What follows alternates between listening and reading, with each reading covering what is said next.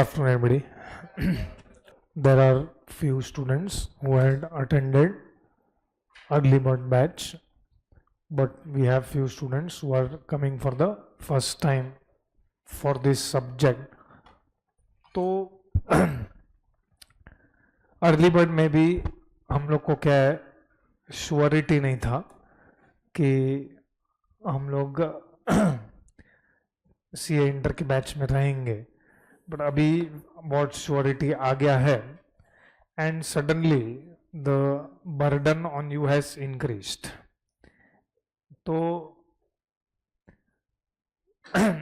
Coming back to our current paper and subject, so once again I would like to have introduction of this subject. हम लोग ने थोड़ा बहुत introduction ये subject का किया है, but that was only for the sake of कि भाई सब्जेक्ट कर रहे हैं तो कुछ पता होना चाहिए क्या कर रहे हैं. Like for example, yesterday you must have started with company final accounts. अब कंपनी फाइनल अकाउंट्स में ना ही तुमको कंपनी का इंट्रोडक्शन चाहिए, ना ही तुमको फाइनल अकाउंट्स का इंट्रोडक्शन चाहिए, क्योंकि everybody knows at this stage what is our company. So when we say company, generally we are talking about a public limited company. और फाइनल अकाउंट्स तो आप बचपन से करते आ रहे हो. तो फाइनल अकाउंट्स में क्या क्या होता है, only what is different is the format, क्योंकि format of final accounts of companies is given under schedule 3 of companies act. तो सिर्फ आपको वो फॉर्मेट, जो स्ट्रक्चर है वो स्ट्रक्चर बैड करना है, otherwise theme remains the same. But this is all together a new subject. We have also seen the different chapters, but again today एक छोटा लेक्चर है. आज हम लोग, like for example, if you travel back to your 11th standard का first lecture, तो first lecture में तुमको कोई जर्नल लेक्चर नहीं पढ़ाया रहेगा. फर्स्ट लेक्चर में तुमको टर्म्स सिखाया रहेगा. तो टर्म्स में, बिकॉज स्कूल में तुम लोग को वो टर्म्स नहीं पढ़ाया जाता है, debtor, creditor, asset, liability, expense, income, business, bad debt, sales, purchase, ये सब तुमको टर्म्स पहले पढ़ाया जाता है एंड बाद में you connect it to the subject and then you grow on to the subject. अब ये सब्जेक्ट में कैसा है कि इसमें जो टर्म्स हैं वो टर्म्स भी हमारे लिए नया है. So today we will disclose many terms and in fact ये जो टर्म्स मैं अभी पढ़ाने वाला हूँ वो अर्ली बर्ड में भी नहीं हुआ है, बिकॉज एवरीबडी रिमेंबर्स कि हम लोग ने early bird, that is before result batch, which topic we have already covered is service costing. So this service costing is an offbeat chapter which has no connection with remaining 14 chapters, because you can see that total as per the textbook there are how many chapters? 15 chapters. उसमें से एक chapter जो already हमने cover किया है, that is service costing. and even if जो लोग का सर्विस कॉस्टिंग नहीं हुआ है, doesn't matter, क्योंकि आज से हम लोग जो पढ़ने वाले हैं वो सबके लिए नया ही है. Everybody के लिए whatever we are going to study today is going to be new only. Anyways, first of all, what is the name of your paper? ये तो आपको सबको पता है. The name of the paper is Cost and Management Accounting. This is paper 4 of CA intern, and Cost and Management Accounting is for how many marks? वो भी हम सबको पता होना चाहिए. That is a full-fledged 100 marks paper. मतलब actually speaking आप लोग जो लार्जली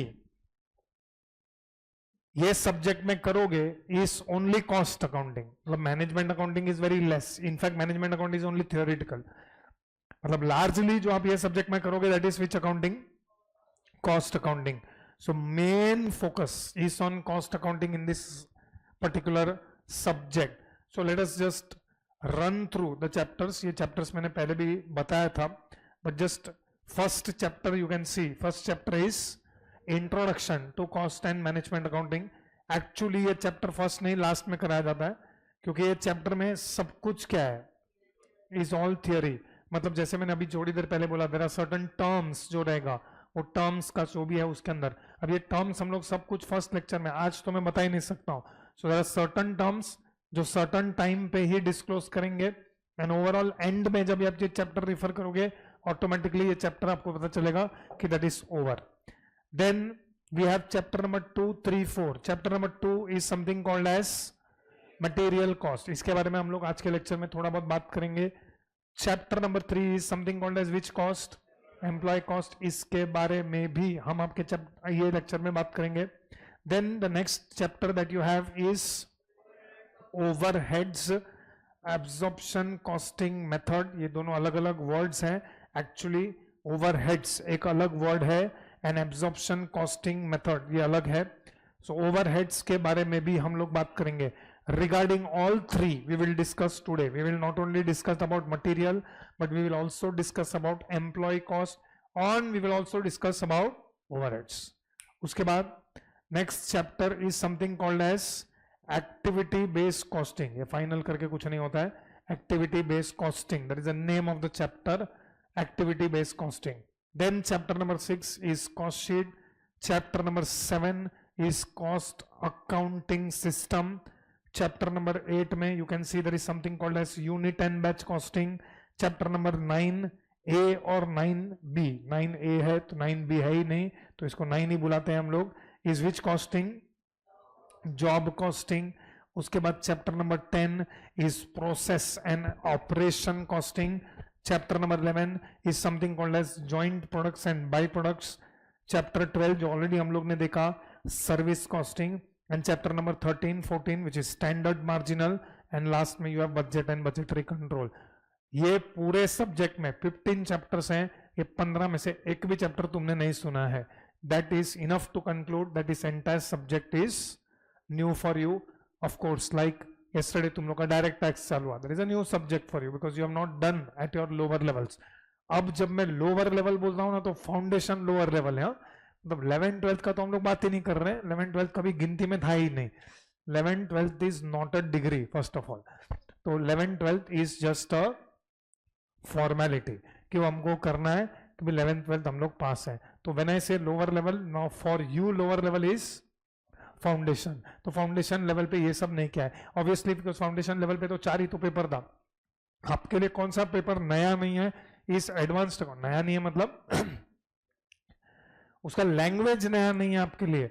अभी अकाउंटिंग में से फॉर एग्जांपल कल आपको सर बोल रहे हैं फिक्स्ड एसेट ये वो, तो fixed asset property plant and equipment ये वो तो सब नया नहीं है. Purchase, sale, stock etcetera, you have all heard this language etcetera. अब मैं आज ओवरहेड्स बोलूंगा, स्टैंडर्ड कॉस्टिंग बोलूंगा, प्रोसेस कॉस्टिंग, तो ये सब फर्स्ट ऑफ ऑल तो टर्म्स ही तुम्हारे लिए नया है. All this terms are new for you and of course as well as the subject. Like for example yesterday direct tax, वैसे आगे जाके indirect tax चालू होगा तो indirect tax is also new for you. Audit चालू होगा, audit is also new for you. New means the language of the subject itself is new. So this subject is spread over 15 chapters. ये 15 chapters में obviously needless to से other subjects में तो तुमको practice लगेगा ही. ये सब्जेक्ट में भी you have to have some extra practice. In fact there is one more subject called as FM. वो भी बहुत सारे लोगों का चालू हुआ है. रियल एफएम तो अब चालू होगा. वो स्टार्टिंग का कैश बजट ये बजट तो ठीक है, वो सब तो टाइम पास थे, वो भी इंपॉर्टेंट है no doubt. But real FM what you see वो अभी चालू होगा. Anyways so of course since हमारा name of the subject is cost and management accounting, तो उसमें to start with we have to know what is the meaning of cost. So what is the meaning of cost ये मैं already थोड़ा बहुत बता चुका हूं, बट फॉर्मली हम लोग आज ये मीनिंग ऑफ कॉस्ट को कंक्लूड करेंगे. What is the meaning of cost? I had explain this, again I am explaining. तो कॉस्ट में क्या क्या आता है? We have something called as what. मतलब अकाउंट्स में ना, अकाउंट्स में आप अकाउंट्स में बहुत रेगुलरली ये वर्ड सुनते हो. कौन सा वर्ड सुनते हो? एक्सपेंसेस. एक्सपेंसेस मतलब you can take any example of expenses. 3-4 example जो एवरी बिजनेस में कॉमन होता है. रेंट, सैलरी, इलेक्ट्रिसिटी, ये सब तो एवरी बिजनेस में होता है. Rent, salary, electricity is in every business. और ये सब एक्सपेंसेस को हम पे करते हैं. व्हेन आई से पे करते हैं that means money comes in और goes out. So whenever you use the word expenses, expenses मतलब क्या? एक्सपेंसेस का मतलब it leads to some outflow, outflow होता है एक्सपेंसेस में, बट हमारा सब्जेक्ट में हम वर्ड एक्सपेंसेस यूज नहीं करते हैं, हमारे सब्जेक्ट में वर्ड क्या यूज कर रहे हैं हम लोग, कॉस्ट। तो कॉस्ट में एक्सपेंसेस के अलावा भी कुछ आता है, एंड एक्सपेंसेस के अलावा हमारे सब्जेक्ट में आता है something called as which cost, opportunity cost. I think you may have heard this word opportunity cost. In fact, you may have heard implicit cost and explicit cost. What is opportunity cost? What foregone? आप क्या forgo कर रहे हो?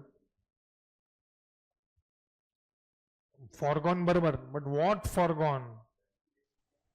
अरे हाँ भाई, what for कौन पूछ रहा है? मैं अब मैं लिख दिया अभी, चलो नो गेसिंग। क्या लिखा है मैंने?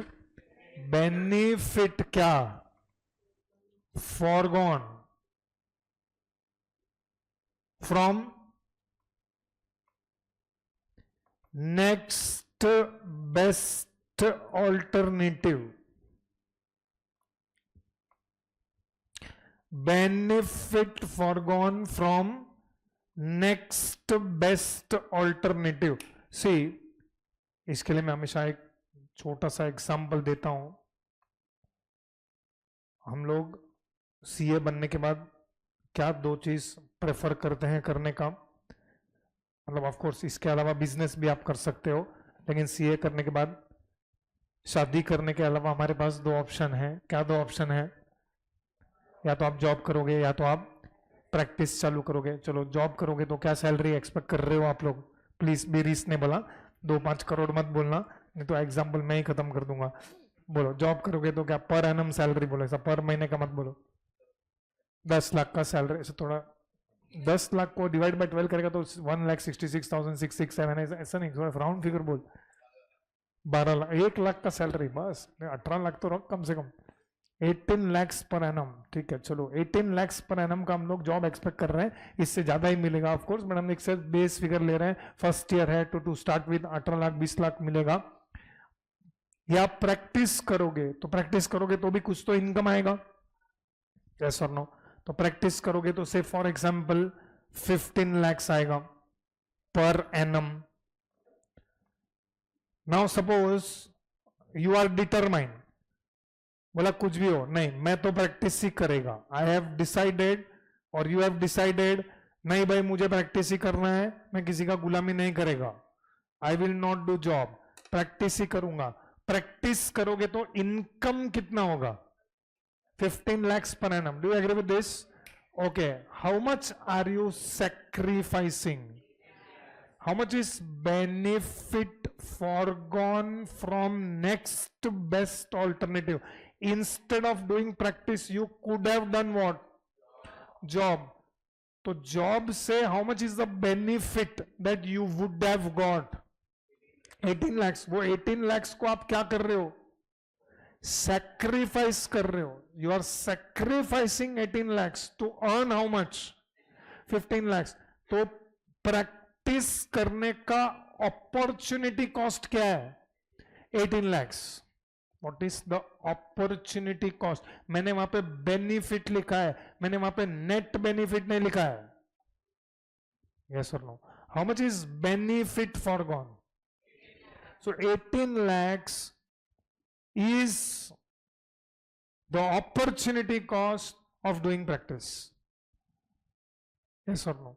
So हमारे cost के definition में अपॉर्चुनिटी कॉस्ट भी आता है. तो अपॉर्चुनिटी कॉस्ट को हम कैसे डिफाइन करते हैं? ऑफकोर्स मैंने डेफिनेशन वहां पे लिखा है, बट अपॉर्चुनिटी कॉस्ट में हम लोग बोल सकते हैं this is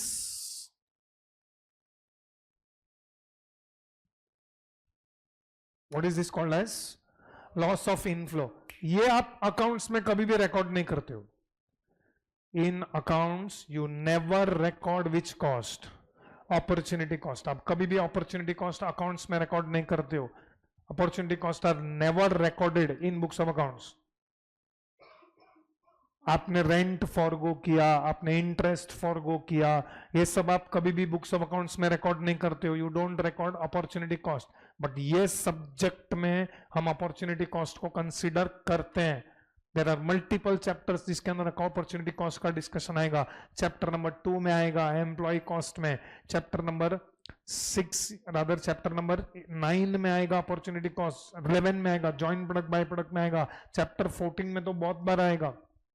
So opportunity cost is also part of our subject, that is our part of our cost. Yes, initial lectures के लिए initial जब तक हम opportunity cost में नहीं जाते हैं हमारे लिए cost is equal to expenses, but we will not call it as expenses. आज के बाद मैं उसको expenses नहीं बोलूंगा, आज के बाद हमारे मुंह से ये subject में क्या निकलना चाहिए। और आप देखो अभी ना सब्जेक्ट में चैप्टर्स में वो लोग ने क्या वर्ड यूज किया, they have written material, they have written employ cost, they have not written expenses. What is the word that they are using is cost. So हमारे लिए इंपॉर्टेंट इस कॉस्ट का डेफिनेशन। तो पहले आप ये लिख लो, जो लोग ने नहीं लिखा है प्लीज राइट, क्योंकि सिर्फ मैं बोलते जाऊंगा तो you will be in another world. Page number 1 उसमें सब्जेक्ट का नाम लिखो। अभी फिलहाल चैप्टर का नाम लिखने का जरूरत नहीं है, अगर तुमको कुछ लिखने का मन हो ही रहा है तो इंट्रोडक्शन लिखो, सिर्फ इंट्रोडक्शन लिखो। चैप्टर 1 नहीं कर रहे हम लोग ऐसे ही। अभी तो नया बुक बनाना पड़ेगा क्योंकि अभी करना पड़ेगा।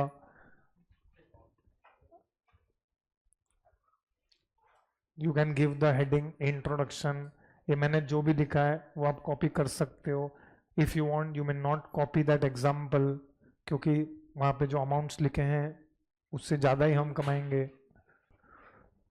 See, I understand कि ये तुम्हारे लिए नया सब्जेक्ट है, और जहां जहां पे मैं बोल रहा हूँ उसको जस्ट ऐसा फेस वैल्यू पे एक्सेप्ट मत करो। तुमको कुछ ऑब्जेक्शन रहेगा तो बोलो नहीं सर हमको नहीं लगता ये आप बोल रहे हो सही है।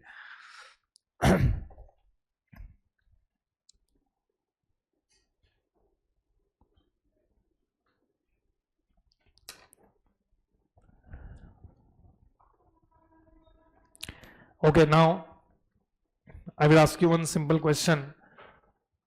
जो लोगों को पता है वो लोग भी आंसर करें। See, for any business,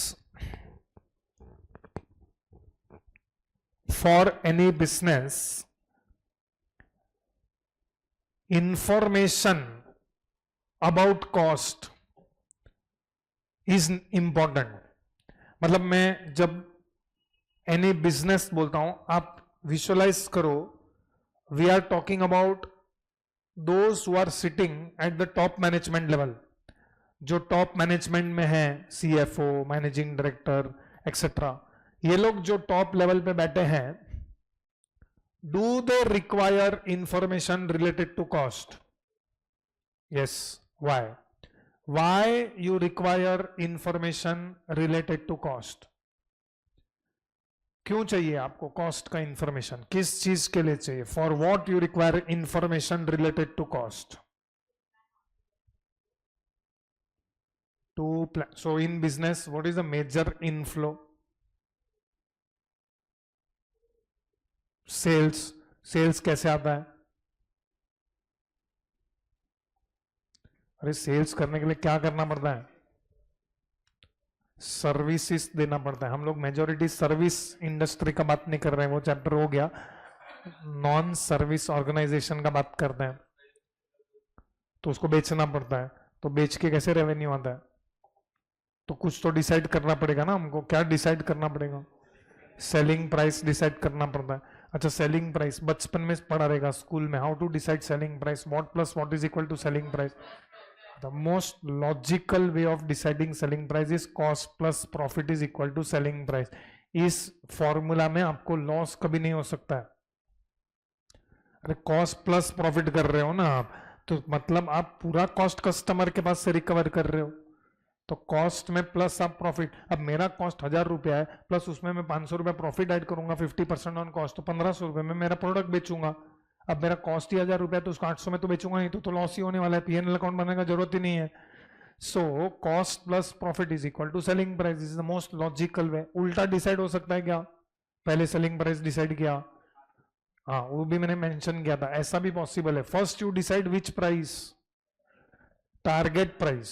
target price मतलब मैं ये प्रोडक्ट इतने में बेचूंगा, उसको हम क्या बोलते हैं, टारगेट प्राइस। टारगेट प्राइस में से आपने क्या माइनस कर दिया, प्रॉफिट नहीं, टारगेट प्रॉफिट, कि भाई मेरा टारगेट प्राइस इतना है। एक जमाने में टाटा नैनो करके एक प्रोडक्ट आया था, तो टाटा नैनो में पहले क्या डिसाइड हुआ था, प्राइस डिसाइड हुआ था कि भाई 1 लाख में गाड़ी देंगे हम लोग, 1 लाख में गाड़ी देंगे, तो अज्यूम करो 1 लाख के अंदर 15,000 इज प्रॉफिट, 15,000 प्रॉफिट है, तो बाकी कितना बचता है, व्हाट इज दैट 85,000, कॉस्ट नहीं, टारगेट कॉस्ट। मतलब जो भी प्रोडक्ट बनाना है अभी 85 में बनाओ, यस और नो। लेकिन ये हमारे सिलेबस में नहीं है। हमारे सिलेबस में पहले हम क्या डिसाइड करते हैं, कॉस्ट, फिर उसमें हम क्या ऐड करेंगे, तो हमको क्या मिलेगा, तो उसके लिए कॉस्ट तो चाहिए ना। We require information related to cost. That is why the very first objective, ये जो हम लोग कर रहे हैं, is important. So number 1, what is the very first objective of this subject is ascertainment of what? Cost. मुझे cost को ascertain करना है। कहीं पे भी मैं ऐसे नहीं लिख रहा हूं I have to ascertain expenses, I have to ascertain what? Cost. तो जब एक कॉस्ट आया तो उसके अंदर वो अपॉर्चुनिटी कॉस्ट इज इंक्लूडेड, तो इफ एट ऑल रहेगा तो मैं उसको ये सब्जेक्ट में कंसीडर करूंगा। अच्छा, जब मैं वर्ड एक्सपेंसेस यूज करता हूं, one thing I forgot to mention here, whenever you are using the word expenses, तुम लोग ने एक्सपेंसेस 2 प्रकार का सुना रहेगा, we have capital expenditure and, ये सब्जेक्ट में हम कौन से एक्सपेंडिचर का बात कभी नहीं करेंगे, capital expenditure. You are never referring to capital expenditure, we are only referring to revenue expenditure. I hope everybody knows what is revenue expenditures. Revenue मतलब day to day business expenses, salary, rent, electricity, advertisement, ये सब revenue expenditure हो गया। simple language में जो आपका trading and profit and loss account में आता है वो revenue expenditure। ये सब्जेक्ट में हम लोग कौन से एक्सपेंडिचर का बात नहीं कर रहे हैं। तो सबसे पहले किसी भी बिजनेस का ऑब्जेक्टिव क्या है, जो हमारे ये सब्जेक्ट का ऑब्जेक्टिव है। देखो हर एक सब्जेक्ट पढ़ने का कुछ ऑब्जेक्टिव होता है। We are right now studying which subject, cost accounting. आप लोग है ना मैनेजमेंट अकाउंटिंग को थोड़ी देर के लिए भूल जाओ, क्योंकि मैनेजमेंट अकाउंटिंग का ऑब्जेक्टिव है ना वो बहुत बड़ा है, it is not small. So right now we are talking about objective of cost accounting. मतलब मैं ये सब्जेक्ट कर क्यों रहा हूं, you are doing this subject number 1। अगर हमको कॉस्ट एसर्टेन करना है तो कॉस्ट एसर्टेन कैसे करने का वो हमको ये सब्जेक्ट पढ़ाएगा, that is ascertainment of cost. अच्छा, आप कॉस्ट को एसर्टेन क्यों कर रहे हो, अभी अभी हम लोग ने डिसाइड किया, because we want to determine what,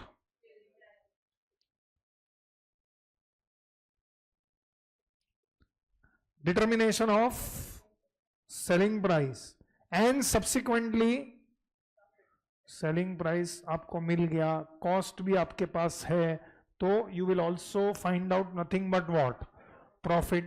चलो पहले इतना लिख लो।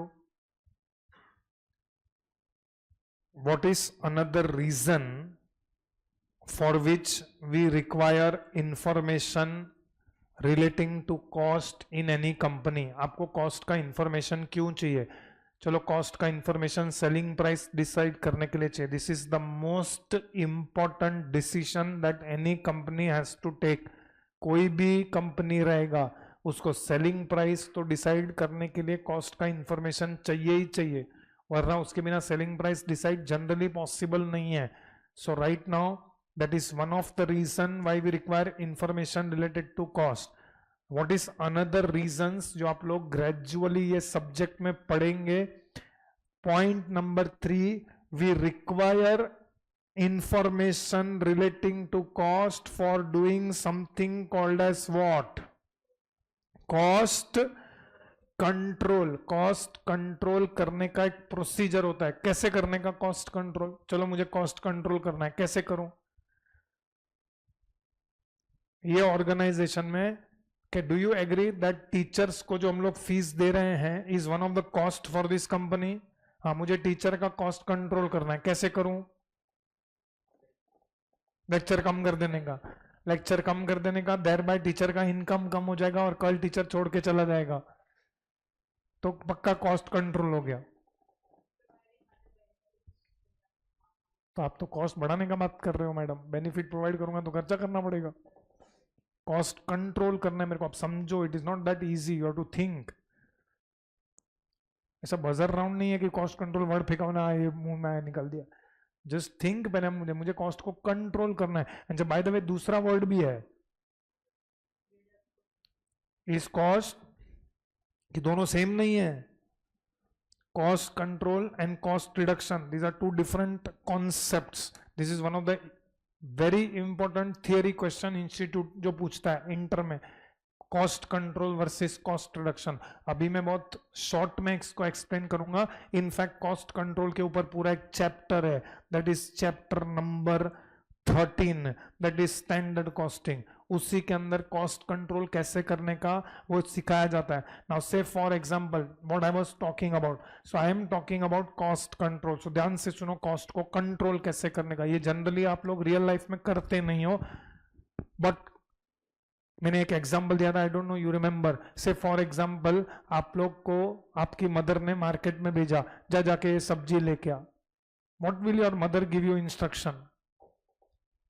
सपोज 100 रुपीज दिया, बोले ले 100 रुपया, जाके ये सब्जी लेके आ। What is the instruction she will give you?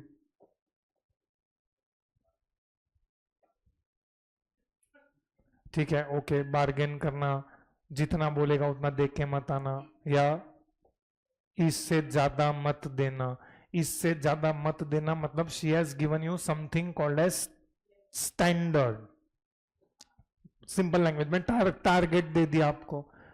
Like for example मैं यहाँ पे सिखाने आया हूँ subject cost and management accounting. तो cost and management accounting subject मैंने चालू किया, तो ये पूरा सब्जेक्ट 15 चैप्टर पढ़ाने के लिए मेरे को कुछ टारगेट दिया रहेगा कि नहीं दिया रहेगा, कि भाई इतने घंटे में खत्म करना है। अगर मेरे को टारगेट नहीं दिया तो मैं तो ये 500 घंटा पढ़ाऊंगा, सब प्रॉब्लम कराऊंगा, क्लास वर्क भी करेंगे, होमवर्क भी करेंगे, टेस्ट भी करेंगे, फिर इंस्टीट्यूट का मटेरियल डाउनलोड करके उसमें से भी सम करवाऊंगा। पर नहीं, अभी भी मजा नहीं आ रहा है थोड़ा, because I am paid on per hour basis. तो मुझे अगर मेरा अर्निंग इंक्रीज करना है तो मैं ज्यादा से ज्यादा आवर्स पढ़ाऊंगा, रुकूंगा ही नहीं। First chapter I will teach, first chapter में तो बोल नहीं सकती कुछ नहीं है, मटेरियल कॉस्ट में पढ़ाऊंगा आराम से 50 घंटा, 50 सम करवाऊंगा। ये कौन करवाता है मालूम है? जिसका खुद का क्लास होता है, क्योंकि is not paid on per hour basis. लेकिन मैं यहाँ पे एज अ प्रोफेशनल ज्वाइन कर रहा हूं। आप समझो ना, अगर एक एक सब्जेक्ट का अगर हमने टारगेट नहीं दिया तो पोर्शन कभी कंप्लीट ही नहीं होएगा। So everybody is given target. भाई अकाउंट्स का 250 घंटा, कॉस्टिंग का 160 आवर्स, ऑडिट का इतना आवर्स, एफएम का इतना आवर्स, टैक्स का इतना आवर्स। एक पर्टिकुलर आपको भी बोला जाता है ना जब ये ओरिएंटेशन रहेगा कि भाई वी विल टेक 1040 आवर्स या 1100 आवर्स का हम लोग का ये प्रोग्राम है। So every subject wise, in fact not even subject wise, we are given target chapter wise. Suppose 2 chapter के लिए कोई और टीचर को डालना है तो उसको टारगेट देंगे कि भाई मटेरियल कॉस्ट इतना आवर्स में होना चाहिए, एम्प्लॉय कॉस्ट इतना आवर में होना चाहिए। Obviously one of the objective is we want to complete the portion on time, but you think from cost point of view. ये पर्टिकुलर चैप्टर या सब्जेक्ट में हम लोग कॉस्ट पॉइंट ऑफ व्यू सोच रहे हैं। अगर टीचर ने, मैं सपोज फॉर एग्जांपल 160 का 190 आवर्स लिया तो 30 आवर्स बढ़ गया। वो 30 आवर्स के लिए मुझे ऑर्गेनाइजेशन को मुझे पेमेंट करना पड़ेगा, वो 30 आवर्स का इलेक्ट्रिसिटी का बिल आएगा। सो कॉस्ट तो बढ़ते जाएगा, और सामने रेवेन्यू तो उतना ही है। वो 30 आवर्स का जो कॉस्ट बढ़ा, क्या वो हम आपको आके बोल सकते हैं अभी क्या हम लोगों ने देखो ज्यादा पढ़ा है तो थोड़ा थोड़ा फीस बढ़ गया है तो एंड ऑफ द ईयर में थोड़ा ज्यादा कंट्रीब्यूट कर लो, देख लो अभी कौन कितना देना चाहता है, इधर हमने डब्बा रखा है तो तुम तो 1-1 2-2 रुपए डाल के चले जाएंगे। तो कॉस्ट को कंट्रोल कैसे करने का, what is step number 1? You have to set the target, जिसको हम लोग ये सब्जेक्ट में क्या बोलते हैं, स्टैंडर्ड सेट कर दो। अच्छा वो स्टैंडर्ड मुझे पता है कि नहीं पता है? आज मैं यहाँ पे सब्जेक्ट आया हूँ सिखाने के लिए तो मुझे टारगेट पता है, हाँ। फिर एंड ऑफ द ईयर या एंड ऑफ द बैच में ये स्टैंडर्ड को आप किससे कंपेयर करोगे?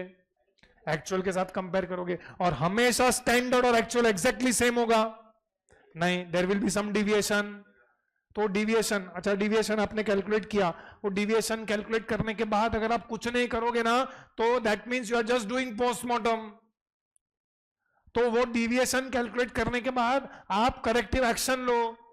करेक्टिव एक्शन लो मतलब मेक दैट पर्सन रिस्पॉन्सिबल। अब मेरे को बिठाएंगे, बोलेंगे देखो कॉस्टिंग के लिए कितना आवर्स दिया था, मैं बोला 160। और आप कॉस्टिंग के टीचर हो कैसा कर रहे हो, 160 का आपने 180 लिया है, 20 घंटा ज्यादा लिया है। तो 20 घंटा, think from organisation point of view, 20 घंटा ज्यादा ले रहा हूं तो organisation point of view cost बढ़ता है, इतना समझता है। तो वो कॉस्ट जो बढ़ा है उसके लिए कौन रिस्पॉन्सिबल है?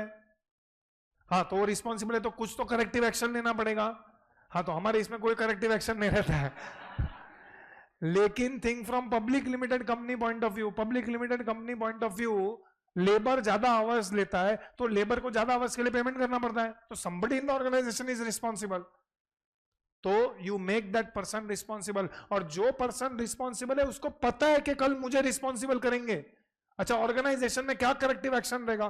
तेरे को इंक्रीमेंट नहीं देगा, तेरा पगार में से काट लेगा, नेक्स्ट ईयर तुझे प्रमोशन नहीं देंगे, तो वो सब उसको पता है। So he will always go for achieving the standard. इधर तक समझ में आया? This is called as what? Cost control. अच्छा, कॉस्ट कंट्रोल के सामने ब्यूटीफुल टर्म है cost reduction, is very beautiful. Actually cost reduction explain करने का जो एग्जाम्पल्स है वो बहुत ही मस्त है। And today you look around your self, cost reduction सब जगह पे है। कॉस्ट रिडक्शन मतलब ये नहीं 3 एसी एक बंद रख दिया, कॉस्ट रिडक्शन नहीं है। कॉस्ट रिडक्शन का एक रूल है, कॉस्ट रिडक्शन का एक, reduce the cost but not at the cost of quality, reduce the cost not at the cost of quality. और एक कॉस्ट रिडक्शन का जो कॉन्सेप्ट है ना, वो जापान ने दिया है। इस जापानीज पीपल, टोयोटा सुना है? टोयोटा, हाँ, वो लोग कॉस्ट रिडक्शन का टेक्निक्स दिया है कि भाई ये करोगे ना तो कॉस्ट रिडक्शन होता है। There are lot of techniques of cost reduction. तो कॉस्ट रिडक्शन का एक रूल है। व्हाट इज कॉस्ट रिडक्शन का एक रूल? कॉस्ट रिडक्शन का एक रूल है कि भाई you should reduce the cost but not as the cost of quality. आप क्वालिटी कम नहीं कर सकते। एग्जांपल, आप कितना सारे लोग मोबाइल यूज कर रहे हैं एक्सेट्रा, आई डोंट नो, आप बहुत पुराना मोबाइल देखो कभी। कॉस्ट रिडक्शन कैसे होता है मालूम है? से फॉर एग्जांपल मैं मोबाइल बना रहा हूं, अभी मोबाइल में ना सपोज से फॉर एग्जांपल 100 पार्ट्स जा रहे हैं। मोबाइल में कितने पार्ट्स लगते हैं? 100 एग्जांपल। तो ये लोग क्या करते हैं मालूम है? दिन रात यही सोचते हैं अभी 100 पार्ट्स की जगह पे 90 पार्ट्स में बन सकता है क्या, 10 पार्ट कम करेंगे। और 10 पार्ट कम करेंगे ये मतलब ये नहीं है कि एक स्क्रीन निकाल दिया, 10 पार्ट कम करेंगे, उससे क्या अफेक्ट नहीं होना चाहिए? क्वालिटी। अच्छा, 10 पार्ट कम हो गया, एक मोबाइल के पीछे 10 पार्ट कम हुआ, तो ऐसे तो लाखों मोबाइल बनाते रहेंगे, तो कितना इमेजिन करो कॉस्ट रिड्यूस हो गया। And remember, cost control is temporary. I repeat, cost control is, उसी साल का कॉस्ट कंट्रोल हुआ। अभी सपोज फॉर एग्जांपल मैंने एक बैच में 160 लिया, 160 की जगह पे मेरा 155 में खत्म हुआ, 5 घंटा मैंने बचाया, तो कंपनी का 5 घंटे का पैसा बच गया। पैसा कोई गारंटी नहीं है कि नेक्स्ट बैच भी 155 में खत्म होगा। तो cost control is temporary but cost reduction is permanent in nature. आपने एक बार मोबाइल सीख लिया कि 100 की जगह पे 90 पार्ट में बनाना है, तो हमेशा आप 90 में ही बनाओगे। तो 10 पार्ट का जो कॉस्ट बचा ना, is permanent reduction in cost. इसके बारे में हम और बात करेंगे when we proceed in the subject. Maybe अभी मैंने आपको थोड़ी जस्ट कंपैरिजन करने के लिए समझाया। इसके लिए दोनों वर्ड अलग है, बीच में क्या लिखा है हम लोग ने? एंड। इट इज नॉट और। इसका टेक्निक्स अलग है, उसका टेक्निक्स अलग है। जापान में एक टेक्निक है, वो टेक्निक का नाम क्या है मन में? Kaizen costing. What is the name? Kaizen. I don't know कितने लोग को याद है, जेन करके एक मारुति का गाड़ी आता था, जेन करके मारुति का एक गाड़ी आता था, वो नाम यहां से आया, kaizen. Kaizen is a technique of cost reduction. अच्छा, काइजेन बाय द वे हम हमारे डे टू डे लाइफ में भी अप्लाई कर सकते हैं। जापानीज पीपल का, you read about Japanese people, आपको पता चलेगा मैं क्या बोल रहा हूं। जापानीज पीपल का जो टेक्निक है वो तुम डे टू डे लाइफ में भी अपने, जापानीज पीपल क्या बोलते हैं? काइजेन मतलब क्या? Continuous improvement. इसको हम लोग अगर जापान का हम लोग इंग्लिश लैंग्वेज में कन्वर्ट करेंगे ना, तो काइजेन का मतलब इस, ये लोग बोलते हैं कि there is no limit to improvement. मतलब तुम ऐसा बोल ही नहीं सकते हम अभी फुल्ली इंप्रूव, इससे ज्यादा इंप्रूवमेंट पॉसिबल नहीं है। बोलते हैं ये पॉसिबल ही नहीं है। आप लोग एवरीडे इंप्रूव हो सकते हो। अरे बाय द वे, ये टोयोटा वाले ने जो निकाला, टोयोटा कंपनी सुना है ना, वो लोग ने ये कॉन्सेप्ट निकाला था, मतलब कंटिन्यूअस इंप्रूवमेंट। लेकिन यहाँ पे जो इंप्रूवमेंट होता है ना, छोटा छोटा इंप्रूवमेंट होता है। Like simple example, suppose for example, अभी तुमने देखा रहेगा कभी तुम्हारे घर में ऐसा एक नल है, वो नल में से पानी टपक रहा है, तो ये लोग क्या बोलते हैं मालूम है, वो नल को तुम बरोबर कर दो, शायद दिन में जो 100 बूंद टपक रहा है ना, उससे भी तुम्हारा कॉस्ट बचेगा। However, cost saving is small, but you look at bigger picture, मतलब थोड़ा थोड़ा थोड़ा करेगा ना, तो लास्ट में आपको पता चलेगा बहुत सारा कॉस्ट बच गया। तो every day you can improve. ये फॉर एग्जांपल, किसने सोचा मेरे को जल्दी उठने का, तो जल्दी उठने का मतलब से फॉर एग्जांपल हम लोग सोच रहे हैं, हम लोग रोज 8 बजे उठ रहे हैं, 8:30 बजे उठ रहे हैं, अभी कॉलेज नहीं है तो 9, 9:30 तो हो ही जाता है, तो हमने सोचा नहीं अभी हम कल से 5 बजे उठेंगे, तो सीधा 9:30 का 5 बजे तो तुम अचीव ही नहीं कर पाओगे। वैसे 9:30 का पहले 9 करो, फिर 9 का 8:45 करो, थोड़ा थोड़ा continuously improve, daily improve, and one day you will keep on improving. ये बोलता है इंप्रूव करने का कोई लिमिट ही नहीं है, अब you can improve continuously, you can improve. So ये एक टेक्निक है जिसको लोग काइज़ेन है, which is one of the technique of doing what, cost. And there are companies, क्योंकि आजकल कंपटीशन ज्यादा है, तो pressure is on selling price. आज beyond the point of selling price बढ़ा नहीं सकते हो, तो beyond the point of selling price बढ़ा नहीं सकते हो। आप पढ़ोगे एसएम करके एक सब्जेक्ट है, सुना है एसएम करके, एसएम चालू हुआ था तुम लोगों ने? एक मिनट बिफोर आई प्रोसीड, ये सब तुमको समझ रहा है कि मैं दूसरा कुछ चालू करूं? दो टाइप का टेक स्ट्रेटजी होता है, ये आप एसएम में पढ़ोगे। दो टाइप का स्ट्रेटजी होता है, one is called as product differentiation strategy. क्या बोलते हैं उसको? ये स्ट्रेटजी में क्या होता है, प्रोडक्ट डिफरेंशिएशन में, प्रोडक्ट डिफरेंशिएशन स्ट्रेटजी कौन यूज करता है मालूम है? एप्पल सुना है? एप्पल फोन, आईफोन, हाँ। एप्पल क्या यूज करता है? Product differentiation. वो बोलता है हमारा प्रोडक्ट का क्वालिटी इतना है ना, कस्टमर प्राइस नहीं पूछता है, मतलब जो एप्पल खरीदता है वो प्राइस नहीं देख के नहीं खरीदता है। प्रोडक्ट क्या यूज किया मैंने? डिफरेंशिएशन, मतलब you have a differentiated product from the market. मतलब हमारा प्रोडक्ट ही इतना अच्छा है ना, तो nobody looks at price. Mercedes, Apple, iPhone etcetera, अभी आईफोन 1,60,000 का आईफोन रहता है, तो when you go and purchase iPhone, you don't ask the price, मतलब हमको आईफोन 16 चाहिए, मतलब खरीदने वाला प्रोडक्ट देख रहा है, क्वालिटी देख रहा है प्रोडक्ट। ये एक स्ट्रेटेजी होता है। तो एप्पल कौन सा स्ट्रेटेजी यूज करता है? हाँ, तो cost reduction is not for that particular type of product.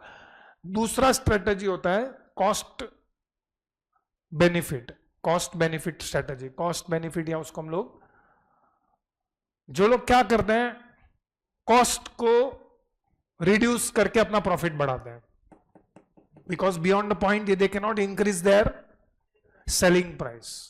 Cost advantage strategy बोलते हैं उसको। What is the name of the strategy?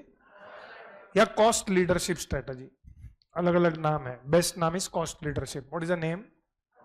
मतलब सिंपल लैंग्वेज, मैं भी मोबाइल बनाता हूं, ये भी मोबाइल बना रहा है, हम दोनों एप्पल नहीं बना रहे, दोनों एंड्रॉइड बना रहे, मेरा कॉस्ट इससे कम होना चाहिए, तो that is giving me cost advantage.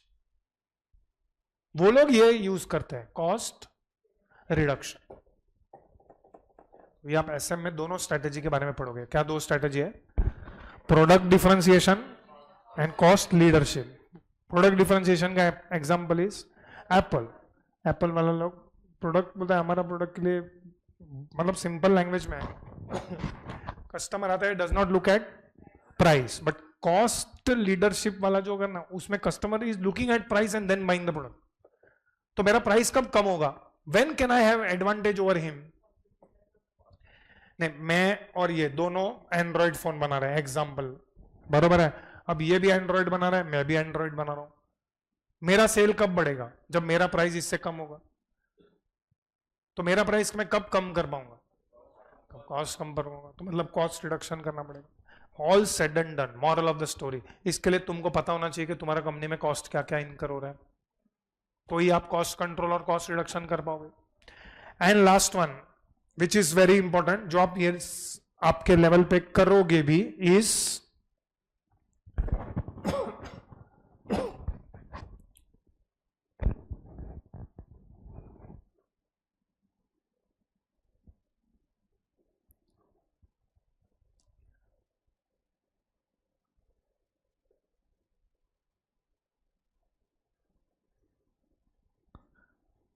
क्या करने के लिए कॉस्ट का इंफॉर्मेशन चाहिए? डिसीजन मेकिंग करने के लिए कॉस्ट का इंफॉर्मेशन चाहिए। याद रखो, decision making can be done with one analysis and that is called as cost benefit analysis. What is the name of the analysis? मतलब सिंपल है कि भाई मैं अगर ये करता हूं तो ये करने का बेनिफिट क्या है, सामने ये करने का कॉस्ट कितना है। तो obviously what should be more than what, more than cost. लेकिन मुझे वो चीज करने का कॉस्ट भी तो पता होना चाहिए ना, कि मैं ये करूंगा तो कॉस्ट कितना लगेगा। सामने मेरे को बेनिफिट पता है कि चलो ये बेनिफिट मिलेगा, लेकिन सामने मैं ये करूंगा तो मेरा कॉस्ट कितना है, तो उसके लिए भी कॉस्ट का इंफॉर्मेशन चाहिए। तो this are mainly 4 objectives of this particular subject, जो थियरी में पूछते हैं वो लोग 4 मार्क के लिए। बोलेंगे आपको objectives of cost accounting, because हमारे पेपर में even theory is part of our paper. So ये चारों लिख लो point number 1 2 3 4। If you already written 1 and 2, right 3 and 4। See, initially ये सब्जेक्ट में हम लोग ये चारों करने वाले हैं। All this we will do except one thing, that is cost reduction, because cost reduction theoretically है तुम्हारे पोर्शन में, बट प्रैक्टिकली नहीं है। फाइनल लेवल पे है प्रैक्टिकली। इंटर के बाद जब भी आप ये सब्जेक्ट पढ़ोगे उसमें कॉस्ट रिडक्शन टेक्निक्स भी है। जो मैंने अभी बीच में बात किया, target costing is also one of the technique of cost reduction, लेकिन वो सब तुम्हारे सिलेबस में नहीं है। बाकी सब हम लोग थ्रू आउट द सब्जेक्ट करेंगे। Will you do ascertainment of cost? Yes, you will do ascertainment cost. Will you do determination of selling price? Yes, you will do determination of selling price, because अभी तक तुमको कैसे selling price decide करने का वो accounts में नहीं बताया गया। सी रिमेंबर, अकाउंट्स जो आप करते हो, अकाउंटिंग जो आपने किया है, अकाउंटिंग जो आपने सीए फाउंडेशन में किया है, और आप जो इंटर में एडवांस्ड अकाउंटिंग कर रहे हो, रिमेंबर वन थिंग, अकाउंटिंग और advanced accounting is historical in nature. What is meaning of historical in nature?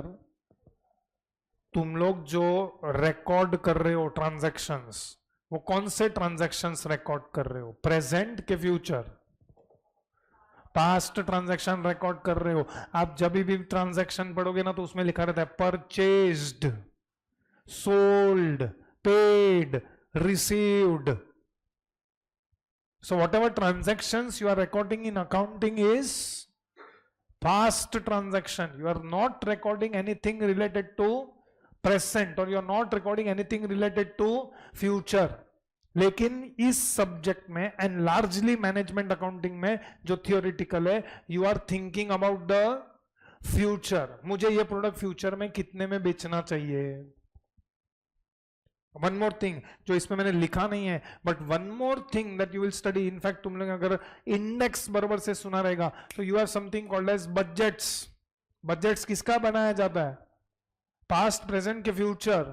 Future. You think about future. In fact chapter number 2 में आप जाओगे ना, दैट इज मटेरियल कॉस्ट, उसमें आपको फ्यूचर का एस्टिमेशन करना पड़ेगा। एस्टिमेटेड हम लोग फाइंड आउट करेंगे। तो यहां पे बहुत सारा जगह पे एस्टिमेटेड, बजटेड, ये सब वर्ड यूज होगा। Accounts is never working on estimated और budgeted. Do you record estimated और budgeted transactions? No. Next year आप कितना गुड्स परचेज करो, जब परचेज करेगा तब रिकॉर्ड करूंगा। आज क्या करने का है? आपने जो प्रॉफिट फाइंड आउट किया ना last of the end of the year में, वो प्रॉफिट ऑलरेडी हो चुका हुआ प्रॉफिट आप फाइंड आउट कर रहे हो। But here you will estimate profit also. चलो भाई ये किया तो फ्यूचर में प्रॉफिट कितना होगा। We are in this subject not only talking about past, definitely we are talking about past, because अगर मुझे फ्यूचर का कुछ भी एस्टिमेट या बजट करना है तो उसके लिए मैं बेस तो पास्ट को ही लगेगा। लेकिन this subject is not only talking about past, where accounting is only talking about past. That is why I used one word. वो जो आप अकाउंटिंग कर रहे हो is which field of accounting? It is called as financial accounting. Financial accounting is dash in nature, historical in nature. Historical in nature, it is recording everything relating to past.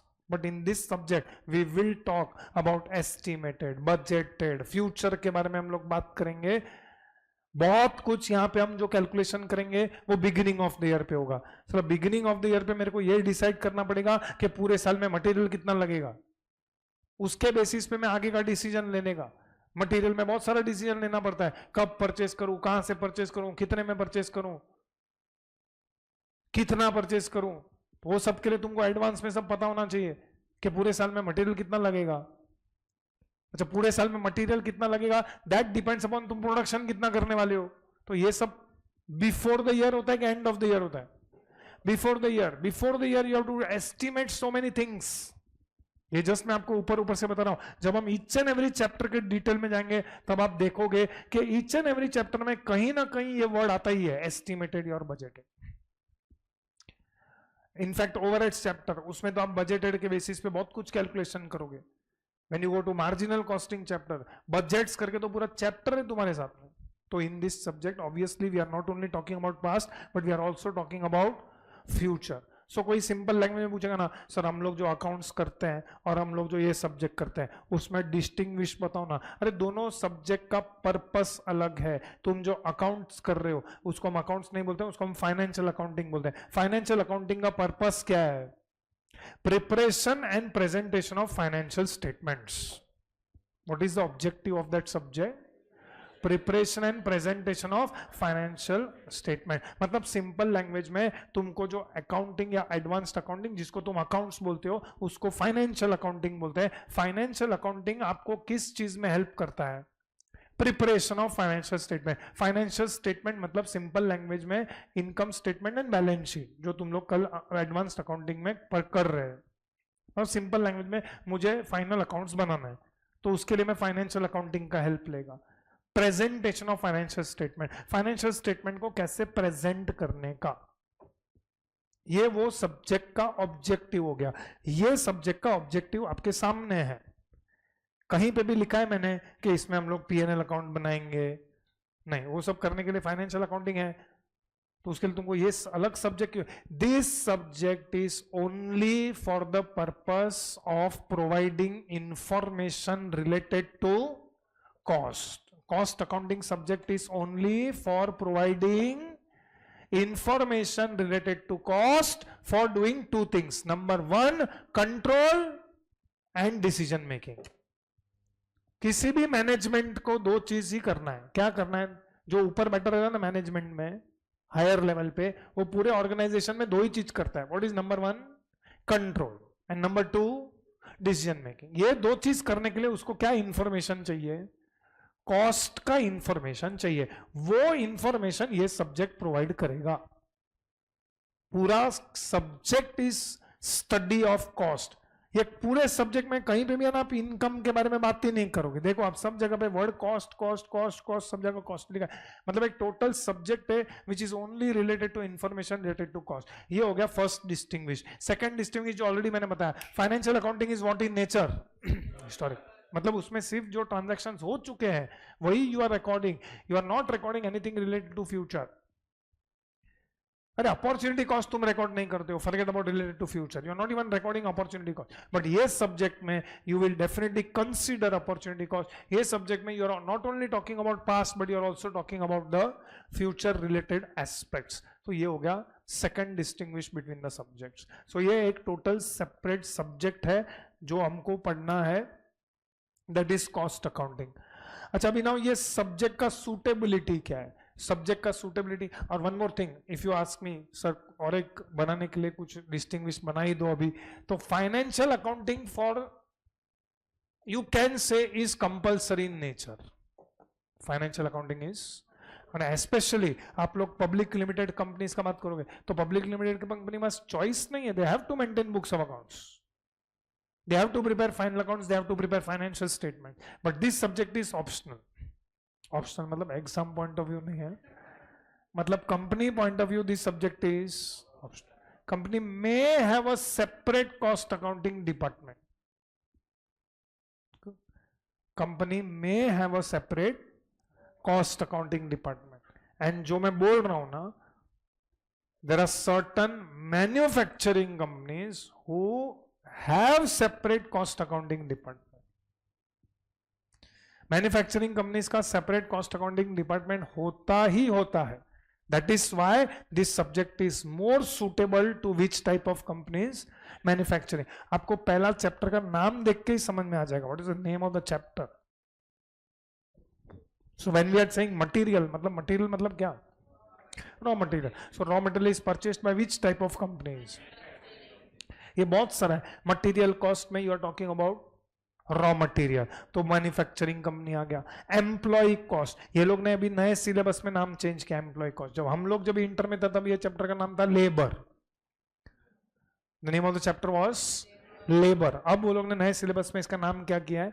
Employ cost. तो थोड़ी देर के लिए मान लेते चलो labour. तो labour is also word that we use for manufacturing companies. Overheads is also the word that is used by manufacturing companies. क्योंकि आपने फाउंडेशन में final accounts of manufacturing concerns किया रहेगा, उसको साइड पे रखो. बाकी सब में फाइनल अकाउंट्स में कभी भी आप वर्ड ओवरहेड्स वर्ड यूज नहीं करते हो. Overheads is generally word that is used by which companies? Manufacturing companies. Activity based costing is extension of overheads chapter only. Overheads का एक्सटेंशन एक्टिविटी बेस्ड कॉस्टिंग है. Cost sheet, ये cost sheet भी हम लोग बनाएंगे ना. कॉस्ट शीट एक format है, वो फॉर्मेट आप देखोगे ना तो उसमें आपको पता चल जाएगा ये सब मैन्युफैक्चरिंग कंपनी रिलेटेड ही है. Unit batch costing, job costing, process costing, joint product by product, ये सब मैन्युफैक्चरिंग कंपनीज के रिलेटेड टर्म्स हैं. So, as said and done, this subject is more suitable. मतलब इन सब आप समझ लो ये पूरे सब्जेक्ट में we are only talking about which companies? Manufacturing companies. हम लोग ट्रेडिंग कंपनीज के बारे में बात कर ही नहीं रहे. और एक ही चैप्टर है which is talking about service organisation, which is service costing, जो बहुत जन का हो चुका है. सो वो चैप्टर को आप साइड पे निकाल दो. उसके अलावा आप बहुत सारे सम्स देखोगे ना तो स्टार्टिंग में लिखा रहेगा XYZ limited is a manufacturing company, ABC is a manufacturing company, A a manufacturer ने, P अ मैन्युफैक्चरर ने, M a manufacturer. They are talking only about a manufacturing company. Now so few things जो हमको याद रखना है before we enter into this subject. Of course अभी तक हम लोग स्लोली हम लोग एंटर करेंगे, किसी चैप्टर को हम फॉर्मली स्टार्ट नहीं कर रहे. सो थोड़ा हम लोग को टर्म्स अभी भी डिस्कस करना बाकी है. But few things that we have concluded, ये सब्जेक्ट में हम कौन से एक्सपेंडिचर्स के बारे में डिस्कस नहीं करेंगे. Means we are talking only about. Second, we are only talking about of which type of companies manufacture. Manufacturing companies convert what into what? Raw material into finished goods. Okay. कहाँ पे? Raw material को finish goods में convert करते हैं. कहाँ पे करते हैं? फैक्ट्री में. मतलब यहाँ पे आपको विजुअलाइज करना है कि आप एक फैक्ट्री में हो. So you just have to visualise you are inside a factory. Factory के बाहर मत निकलना, फैक्ट्री के अंदर ही रहो. अच्छा, एक एग्जांपल ले लेते हैं. से फॉर एग्जांपल, ये मैं नॉर्मली यही एग्जांपल देता हूं. सपोज मुझे शर्ट बनाना है. Shirt, what is raw material for shirt? Cloth. Okay, कभी देखना है तो भिवंडी चले जाओ, उधर ये लोग क्लॉथ. इनफैक्ट वहां पे cloth is the finished goods. I hope you understand. Cloth itself is a finished good. Cloth के लिए रॉ मटेरियल इज कॉटन. हाँ, तो पहले हम कॉटन खरीद के क्लॉथ बना रहे हैं, फिर वो क्लॉथ से शर्ट बना रहे हैं. ऐसा नहीं है. मैं शर्ट बना रहा हूं जिसके लिए मैं क्या खरीदता हूं? क्लॉथ. तो भिवंडी में जो बनता है ना क्लॉथ बनता है, मतलब वो लोग खरीदते क्या रहेंगे? कॉटन. एनीवेज, हम लोग शर्ट मैन्युफैक्चरिंग है, मतलब मेरे लिए shirt is what? Finish good. So उसके लिए मुझे क्या चाहिए? Cloth. Now I hope you understand. Do I manufacture one shirt at a time? मतलब सपोज फॉर एग्जांपल एक शर्ट बनाने के लिए, see one more thing I would like to proceed and tell you. ये सब्जेक्ट में जो language में use करूंगा ना, वो लैंग्वेज तुम्हारे लिए शायद नया रहेगा. लैंग्वेज मतलब हिंदी, गुजराती, मराठी नहीं बोल रहा हूं. लैंग्वेज मतलब सब्जेक्ट का लैंग्वेज होता है। लाइक फॉर एग्जांपल कल डायरेक्ट टेक्स्ट का, तो सर डायरेक्ट टेक्स्ट का लैंग्वेज बोलते रहेंगे ना, सेक्शन में बात करेंगे ये वो, ये सेक्शन में ऐसा लिखा है, ये इनकम ऐसा एग्जाम्प्ट है, ये वो डायरेक्ट टेक्स्ट का लैंग्वेज हो गया। फिर ये सब्जेक्ट का इसका खुद का एक लैंग्वेज है, मतलब ये सब्जेक्ट में का लैंग्वेज में ना बहुत जन को कनेक्ट करने को टाइम लगता है, कनेक्ट करने को टाइम लगता है। मतलब मैं बोलूंगा 1 शर्ट बनाने के लिए से फॉर एग्जांपल 2 मीटर कपड़ा लगता है, तो बहुत जन ये इक्वल टू के आगे सोच ही नहीं पाते, तो वो एक कनेक्ट करना पड़ता है। 1 shirt requires 2 meters of raw material, so एक शर्ट बनाने के लिए 2 मीटर कपड़ा लगता है। तो ये सब लैंग्वेज तुम्हारे लिए नया रहेगा, because this is what language is a raw material और मैन्युफैक्चरिंग कंपनी का लैंग्वेज। सो एक शर्ट बनाना है, उसके लिए कितना मीटर्स क्लॉथ लगता है? 2 मीटर्स क्लॉथ। 2 मीटर्स क्लॉथ हम लोग डालेंगे तो एक शर्ट बना पाएंगे हम लोग। तो do you think company will be manufacturing 1 shirt at a time? और रास्ते पे जो वड़ा पाव बेच रहा है, एक कस्टमर आएगा बोले एक वड़ा पाव दो, तब वो एक वड़ा डालेगा, तलेगा, फिर एक पाव लेगा, ऐसा एक एक वड़ा पाव बेचता है क्या? नहीं। तो they do production in what? Lots, batches. इसके लिए आप कोई भी प्रोडक्ट खरीदो उसके ऊपर बैच नंबर या लॉट नंबर लिखा रहेगा। तो लॉट साइज डिसाइड करना पड़ता है कि भाई एक लॉट साइज में, सिंपल एग्जांपल में वो जो वड़ा पाव का एग्जांपल दिया है मैंने, वो इतना बड़ा वेसल रहेगा, उसके अंदर खाली एक वड़ा नहीं तलेगा, वो एक बैच साइज डिसाइड करेगा। भाई 15 के बैच में तलूंगा, फिर 15 खत्म हुआ, नेक्स्ट 15 डालूंगा। दैट इज व्हाई हमारे सब्जेक्ट में एक चैप्टर है called as which costing? Batch costing. Batch costing में you will decide what should be the batch size, मतलब एक बैच में कितना यूनिट्स प्रोड्यूस करने का एट अ टाइम, वो क्या कर कैसे करने का वो सब उधर देखेंगे। But right now simple example, हम लोग को से फॉर एग्जांपल 10,000 शर्ट बनाना है, तो उसके लिए कितना मीटर्स क्लॉथ लगेगा? 20,000 मीटर्स ऑफ क्लॉथ लगेगा, बराबर है। अब ये 20,000 मीटर्स ऑफ क्लॉथ, सबसे पहले हम क्लॉथ को क्या करेंगे? सपोज क्लॉथ लेके आए हम लोग, क्लॉथ आ गया हमारे सामने, बोलो अभी क्या करेंगे क्लॉथ के साथ?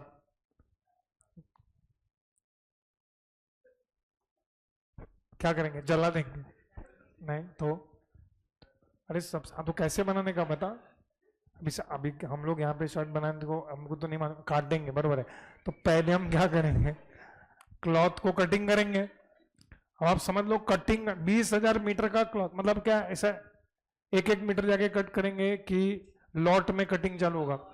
तो you visualise there is a separate department, separate floor, separate building. Geographically बात नहीं करना हो, बट से फॉर एग्जाम्पल एक ऐसा जगह होगा जहां पे सिर्फ क्लॉथ का क्या हो रहा है? कटिंग हो रहा है। तो इस कटिंग को हम लोग ये सब्जेक्ट में बोलेंगे process. So what is the first process? That is why हमारे सब्जेक्ट में एक चैप्टर है which is called as which costing, process costing. अब एक खाली कटिंग हो रहा है क्लॉथ का, मतलब से फॉर एग्जांपल आप चले जाओ अंदर फैक्ट्री में, एक बिल्डिंग देख लिया, I don't know whether you have visited a factory और नॉट, मैंने 2-3 बार विजिट किया है तो मुझे पता है। तो उधर लिखा रहता है कि भाई ये जगह पे यही हो रहा है सिर्फ। फिर ऐसा हम लोग, मैं गया था एक बार, मैं ऊटी में गया था एक बार, चॉकलेट फैक्ट्री में गया था। ऊटी में बहुत सारे चॉकलेट फैक्ट्रीज है, तो चॉकलेट फैक्ट्री में जाओगे ना, एंट्री में आपको 2 चॉकलेट फ्री भी देते हैं। 2 चॉकलेट मतलब वो मेलोडी जितना चॉकलेट नहीं, अच्छा कैसा ऐसा डेयरी मिल्क का ऐसा चेक्स वाला रहता है ना, 2 चॉकलेट तो दे देंगे फ्री में। बट उधर का एंट्री फीस रहता है 20 रुपए कुछ ऐसा पर हेड। तो उधर जाओ तो उसमें आपको दिखाएंगे कि भाई ये इधर हम लोग ये करते हैं। अभी चॉकलेट के लिए पहले वो बीन्स रहता है उसका, तो बीन्स का वो लोग पहले जो भी है वो लोग का प्रोसेस करेंगे फर्स्ट में। तो वो पहला रूम रहेगा, फिर दूसरा रूम रहेगा, फिर तीसरा रूम रहेगा, ऐसा करके बहुत सारे रूम रहते हैं। तो हर एक रूम ज्योग्राफिकली इंपॉर्टेंट नहीं है हमारे लिए, उसको हम उसको ये सब्जेक्ट में क्या बुलाएंगे? उसको प्रोसेस। भाई ये रूम में ये प्रोसेस हो रहा है। फिर मैंने एक बार टी मैन्युफैक्चरिंग कंपनी देखा था, अभी डिपेंड्स, मेरे पास अभी फोटोज रहेगा तो मैं नेक्स्ट टाइम लेके आऊंगा, या फिर वो चैप्टर मैं लेके आऊंगा जब भी प्रोसेस कॉस्टिंग कर रहा है। तो ये प्रोसेस जो लिखा रहता है, दिस प्रोसेस, वो लोग का टेक्निकल नेम जो रहता है वो लोग लिखेंगे, ये प्रोसेस इधर हम ये करते हैं। अब टी में रहता है तो पहला टी लीव्स होता है, तो ड्राई टी लीव्स वो लोग लेके आते हैं, फिर उसको लोग वो करते हैं, उसमें से जो अच्छा रहता है वो लोग निकाल लेते हैं, जो फिर वो आगे जाके प्रोसेसिंग होता है। वो पूरा प्रोसेसिंग वो लोग एक्सप्लेन करते हैं हम लोग को पूरा फैक्ट्री विजिट में। एनीवेज, तो हमारे लिए यहाँ पे फर्स्ट प्रोसेस क्या है? कटिंग। कटिंग प्रोसेस है। अच्छा, कट हो गया उसके बाद वो फिनिश प्रोडक्ट है? नहीं। फिर क्या करोगे आप?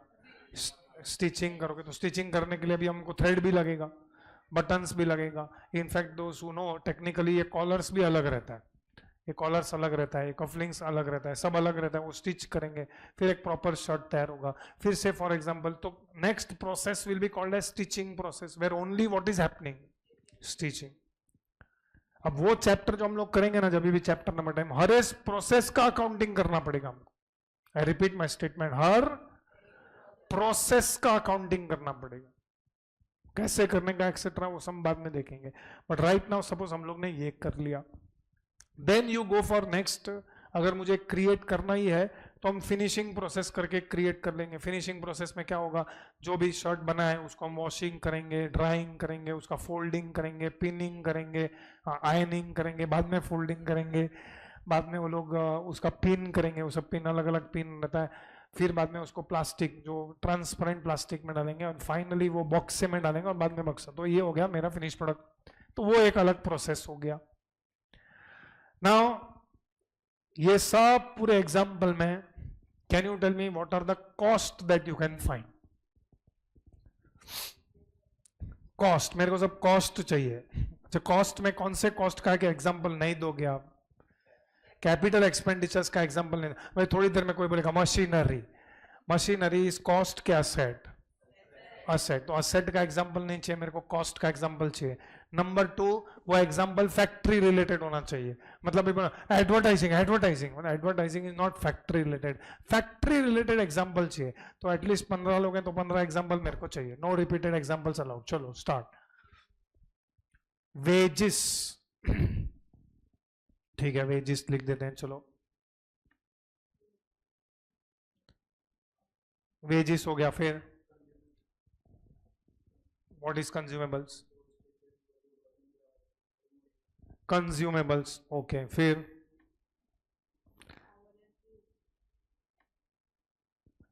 अरे सबसे बड़ा कॉस्ट तुम भूल ही रहे हो, सबसे पहला कॉस्ट कौन सा है? क्लॉथ ना, रॉ मटेरियल रहेगा कि नहीं, क्लॉथ का खर्चा, कि चोरी करने वाले हो क्लॉथ। अभी 1 मीटर 500 रुपए करेगा तो भी ये लाखों में अमाउंट जाएगा, तो ये 20,000 इंटू 500 जो भी आप करोगे, हाँ वो कॉस्ट है कि नहीं है? हाँ, तो फिर क्लॉथ हो गया, कंज्यूमेबल हो गया, वेजिस हो गया। फिर किसी ने बोला पावर एंड फ्यूल, ओके चलो power and fuel accepted. Rent, factory rent, okay. फिर एक मिनट, व्हाट इज ओवरहेड, चलो एक्सप्लेन कर, है ना, तो क्या के लिए उंगली करने का एग्जाम्पल बोलना। Factory insurance, okay. Thread garment, okay, thread का कॉस्ट क्या था वो? इंश्योरेंस, हाँ। थ्रेड नहीं, मिसलेनियस में हम लोग ऐसा एग्जांपल लेते ही नहीं है। चलो नेक्स्ट, बटन्स लिख देते हैं, thread, button. Repairs and maintenance, yes good example, repairs and maintenance.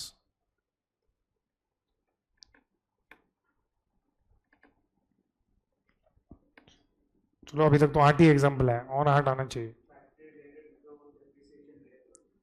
Depreciation of factory fixed assets,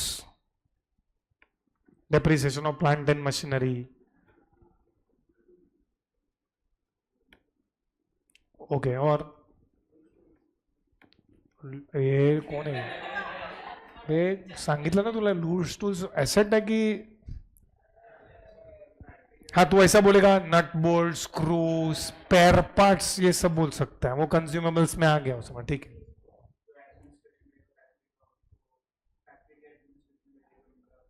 like supervisor का सैलरी,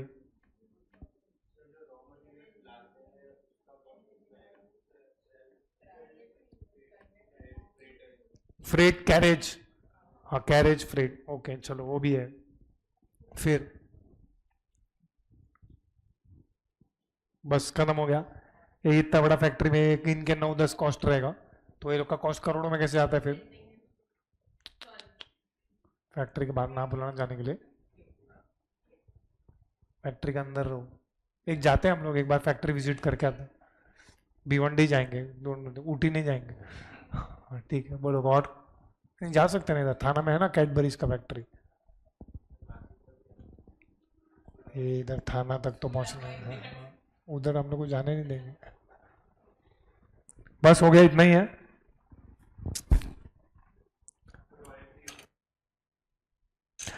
रॉयल्टीज ओके,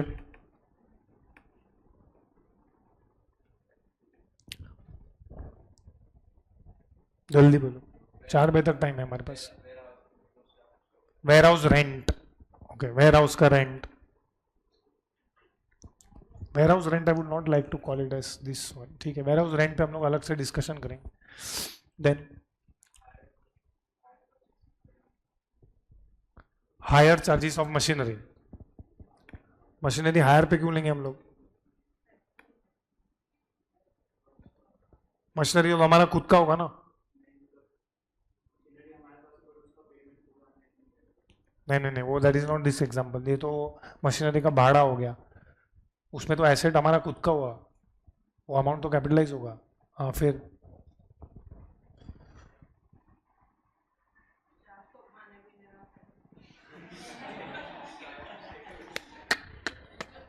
भूख लगा है नहीं ना, फिर क्या के लिए सब एग्जाम्पल। हाँ हाँ तो एग्जाम्पल बोलो, मतलब कॉस्ट का एग्जाम्पल चाहिए ना, पहले हम मेन प्रोडक्ट का एग्जाम्पल ले, अब तो बाय प्रोडक्ट का एग्जाम्पल चालू है।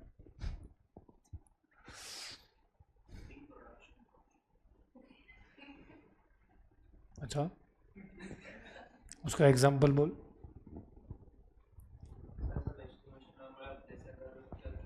ये सब नहीं, रिसर्च एंड डेवलपमेंट बोलना चाहता है तू, ठीक है वो बाद में बात करेंगे। हाँ work in progress is cost,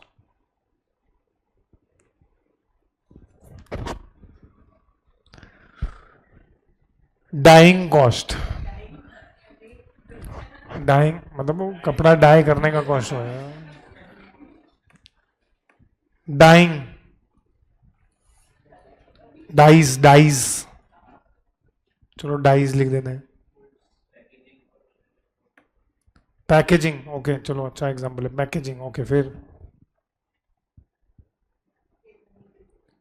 मतलब जो रॉ मटेरियल खरीदा वो सीधा मशीन के मुंह में डाल देंगे, रॉ मटेरियल जो खरीदा वो सीधा मशीन के मुंह में डाल देंगे, नहीं तो रॉ मटेरियल को क्या करेंगे,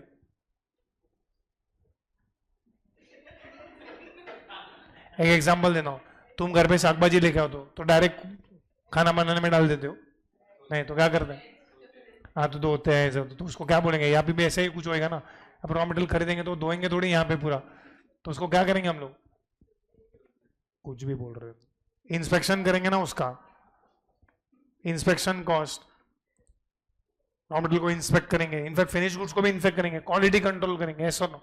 अरे ये सब एग्जांपल्स है, ये सब एग्जांपल्स में कॉमन क्या है, सब फैक्ट्री में हो रहे हैं, these are all what factory related. अच्छा अभी ये सब एग्जांपल्स है, ये सब क्या है एग्जांपल्स हैं, तो अभी हम लोग क्या पढ़ रहे हैं, which is very important in our subject is what of cost, classification. Like मैं आपको पैरेलल एग्जांपल देता हूं, फॉर एग्जांपल आप लोग अकाउंट्स कर रहे हो, तो मैं बोलता चलो अलग अलग अकाउंट का नाम दो, तो कोई बोलेगा बिल्डिंग अकाउंट, कोई बोलेगा सैलरी अकाउंट, कोई बोलेगा रेंट अकाउंट, तो हम उसको क्लासिफाई कर दें ना इनटू पर्सनल रियल नॉमिनल, तो वैसे हम यहां पे किसका क्लासिफिकेशन कर रहे हैं, कॉस्ट का। ये सब एग्जांपल है, ये सब एग्जांपल को क्लासिफाई करना है हमको। क्लासिफिकेशन मतलब क्या, what is meaning of classification,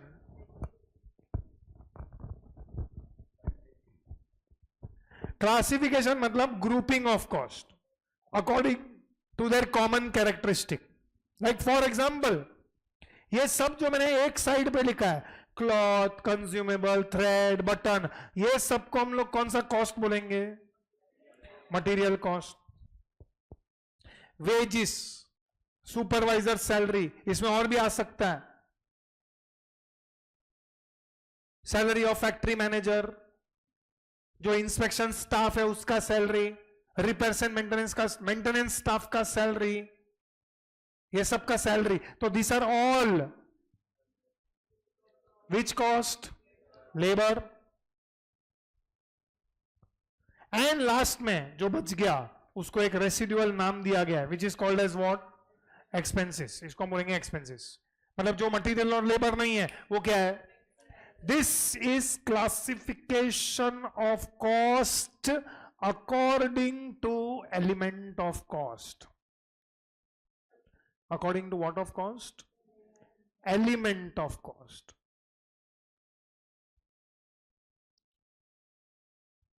element, वो एलिमेंट था ना, साइंस में पढ़ाते थे ना स्कूल में, एलिमेंट।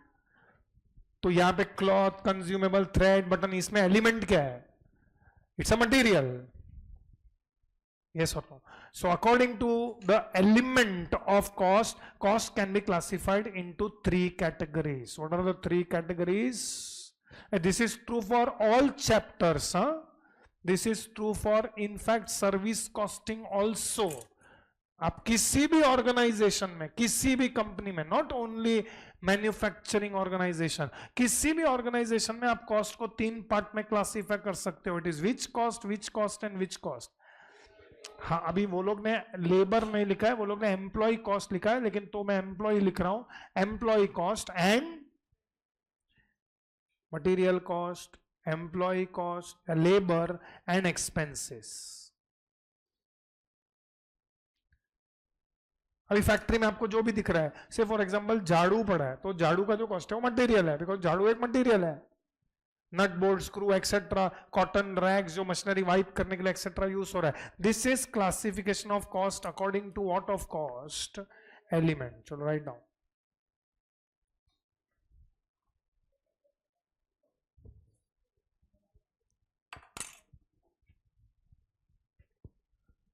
मैंने आपको ये बोला कि this is true for any industry, even service organisation. Service organisation में which cost will be very less, material cost is very less, वो लोग का लेबर कॉस्ट सबसे ज्यादा रहता है। Service organisation is more labour oriented, और labour is a important factor.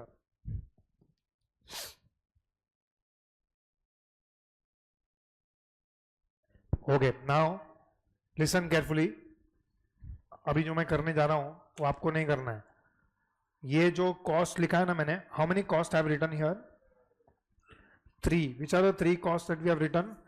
देखो आप ये ना ऊपर जितने भी एग्जाम्पल्स लिखे हम लोग ने, and you can take any further example, या आप कोई भी एग्जाम्पल को ये 3 कैटेगरी में क्लासिफाई कर सकते हो। You take any example, there is no 4th one. तो आप किसी को भी इसमें क्लासिफाई कर सकते हो। अब ये हर एक में ना, इसको हम लोग फर्दर 2 पार्ट में डिवाइड करेंगे, इसको हम फर्दर 2 पार्ट में डिवाइड करेंगे। सो we have something called as which expense, or rather which cost and which cost, direct cost and indirect cost। मतलब मटेरियल में 2 रहेगा, direct material, indirect material. Employee में भी 2 रहेगा, direct employee cost, indirect employee cost. And expenses में भी 2 रहेगा, direct expenses and indirect expenses. तो वो हो गया मेरा another type of classification. This classification is according to, you can say, nature of cost, or you can say according to something called as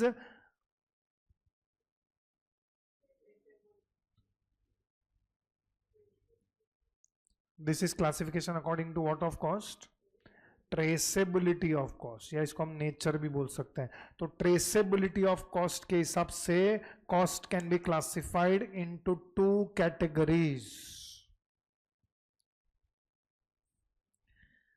which are the 2 categories? इसको हम लोग 2 cost में classify कर सकते हैं, that is called as which cost and which cost, direct cost and indirect cost. चलो पहले वाले से स्टार्ट करते हैं, direct cost and indirect cost. तो डायरेक्ट कॉस्ट में पहला is which material, direct material. तो यहां पे होता है डायरेक्ट मटेरियल, तो वहां पे पहला क्या होगा, indirect material. This is direct material, this is indirect material. What is direct material? direct material is that material which forms part of the finished product. Direct material is that material which forms part of the finished product. For example, हमारे example में finished product क्या था? Shirt. तो shirt के लिए direct material क्या है? Cloth. Furniture के लिए डायरेक्ट मटेरियल क्या है? CA inter batch. हाँ बोलो. और फर्नीचर के लिए डायरेक्ट मटेरियल क्या है? वुड. नोटबुक के लिए डायरेक्ट मटेरियल क्या है? पेपर. गोल्ड ऑर्नामेंट्स के लिए डायरेक्ट मटेरियल क्या है? Gold. So direct material is that material which forms part of the finished product. That is direct material. लेकिन फैक्ट्री में डायरेक्ट मटेरियल के अलावा भी तो बहुत सारा मटेरियल होता है. For example nut bolt, screw, spare parts, cotton rags, oil, lubricants etcetera, ये सब भी तो फैक्ट्री में लगता है. तो ये सब कौन सा मटेरियल हो गया? Indirect material. This does not form part of the finish product. So that material which does not form part of the finished product, that is called as which material? Indirect material. But that material which forms part of the finished product is called as direct material. आप देख लो, कोई भी product आप देखते हो, that product is made up of something, no? That is direct material. तो direct material and indirect material. वैसे ही नेक्स्ट वन कौन सा होता है?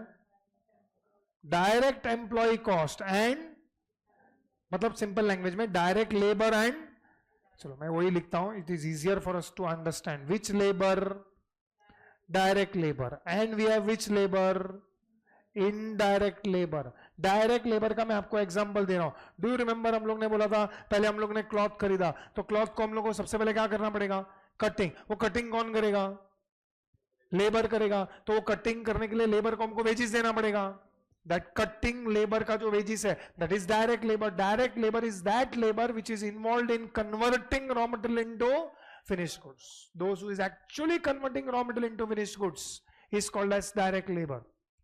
तो हमारा एग्जाम्पल में cutting wages, stitching wages, cutting करने के लिए जो हम वेजेस देंगे, स्टिचिंग करने के लिए जो हम वेजेस देंगे, फिनिशिंग करने के लिए जो हम वेजेस देंगे, that is called as direct labor.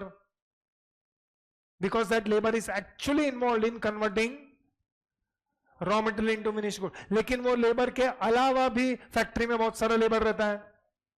3 example देता हूं मैं इनडायरेक्ट लेबर का. Number 1, supervisory staff. वो लोग क्या कर रहे हैं? सुपरविजन कर रहे हैं. That is not actually converting raw material into finished goods. Second example, quality control staff. जो क्वालिटी कंट्रोल मतलब जो इंस्पेक्शन करता है, inspection staff. They are inspecting raw material, they are inspecting machinery, they are inspecting finished goods. ये सबको हम लोग salary देते हैं. They are also which labor? Indirect labor. उनको भी तो सैलरी तो देना पड़ेगा ना. But that is not direct labor. That is indirect labor. And third example, repairs and maintenance staff. जो मेंटेनेंस स्टाफ रहता है फैक्ट्री के अंदर, इन हाउस मेंटेनेंस स्टाफ रहता है, वो मेंटेनेंस स्टाफ को भी तो हमको पर मंथ सैलरी तो देना पड़ेगा कि नहीं?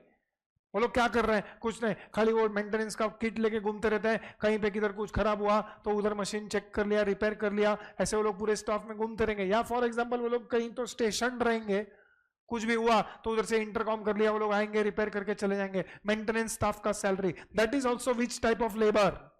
Indirect labour. So is direct labour. अरे होटल में जाते हैं, होटल में अंदर जो खाना बना रहा है ना, दैट इज विच लेबर? और होटल के बाहर 3 लोग घूम रहे थे. एक टेबल साफ करने वाला, एक सर्विंग करने वाला, एक ऑर्डर लेने वाला, और एक जो गल्ले पे बैठा रहेगा manager. That is all which labour? Indirect labour. उनको भी तो सैलरी तो देना पड़ेगा कि नहीं? So that is indirect labour. There are 2 types of labour, direct labour and, so we have direct material, we have indirect material. Direct material is that material which forms part of finished product. Indirect material is that material which does not form part of finished product. ये classification is very important.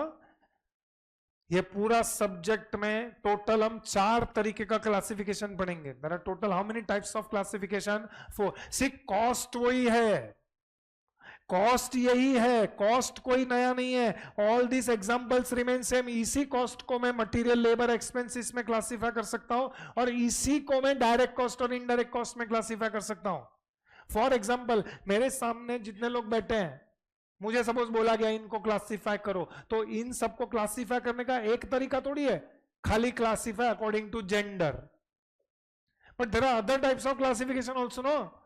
Classify according to college, classify according to कहां पे रहते हैं, area, etcetera. So many types of classification exist. तो cost का जो bunch है वो बंच एक ही है लेकिन उसको क्लासिफाई करने का तरीका अलग अलग है. तो which is the first type of classification जो हमने पढ़ा, according to element. This is very basic classification, ये सिर्फ थियोरिटिकल है, इसके आगे हम लोग को इस क्लासिफिकेशन का सब्जेक्ट में जरूरत ही नहीं है, but this is very important classification because इसके ऊपर पूरा एक चैप्टर हम लोग पढ़ने वाले हैं आगे फ्यूचर में. एंड उसके आगे और एक क्लासिफिकेशन आएगा और 2 क्लासिफिकेशन और बाकी है. So we are continuing with this classification. तो ये डायरेक्ट मटेरियल, इनडायरेक्ट मटेरियल, ये दोनों मिलके मेरा फर्स्ट एलिमेंट हो गया, which is which cost, material cost. Then second one, direct labour and indirect labour, ये दोनों मिलके मेरा सेकंड एलिमेंट हो गया, which is. And last one is what, expenses. तो एक्सपेंसेस को भी मैं 2 पार्ट में क्लासिफाई कर रहा हूं, विच is which expenses. This is new category for you, that is direct expenses. ये नया कैटेगरी है, दैट इज डायरेक्ट एक्सपेंसेस. ये डायरेक्ट एक्सपेंसेस का है ना, मैं आपको सिलेक्टिव एग्जांपल्स दूंगा. ये एग्जांपल्स जो हम लोग डिस्कस करेंगे डायरेक्ट एक्सपेंसेस का, ये एग्जांपल्स थोड़ी देर के लिए मान लो ये एक्सक्लूसिव एग्जांपल्स है, मतलब बस इतना ही है. मतलब मैं अगर 5 एग्जांपल दूंगा तो 5 ही है, 6th एग्जांपल नहीं है उसका.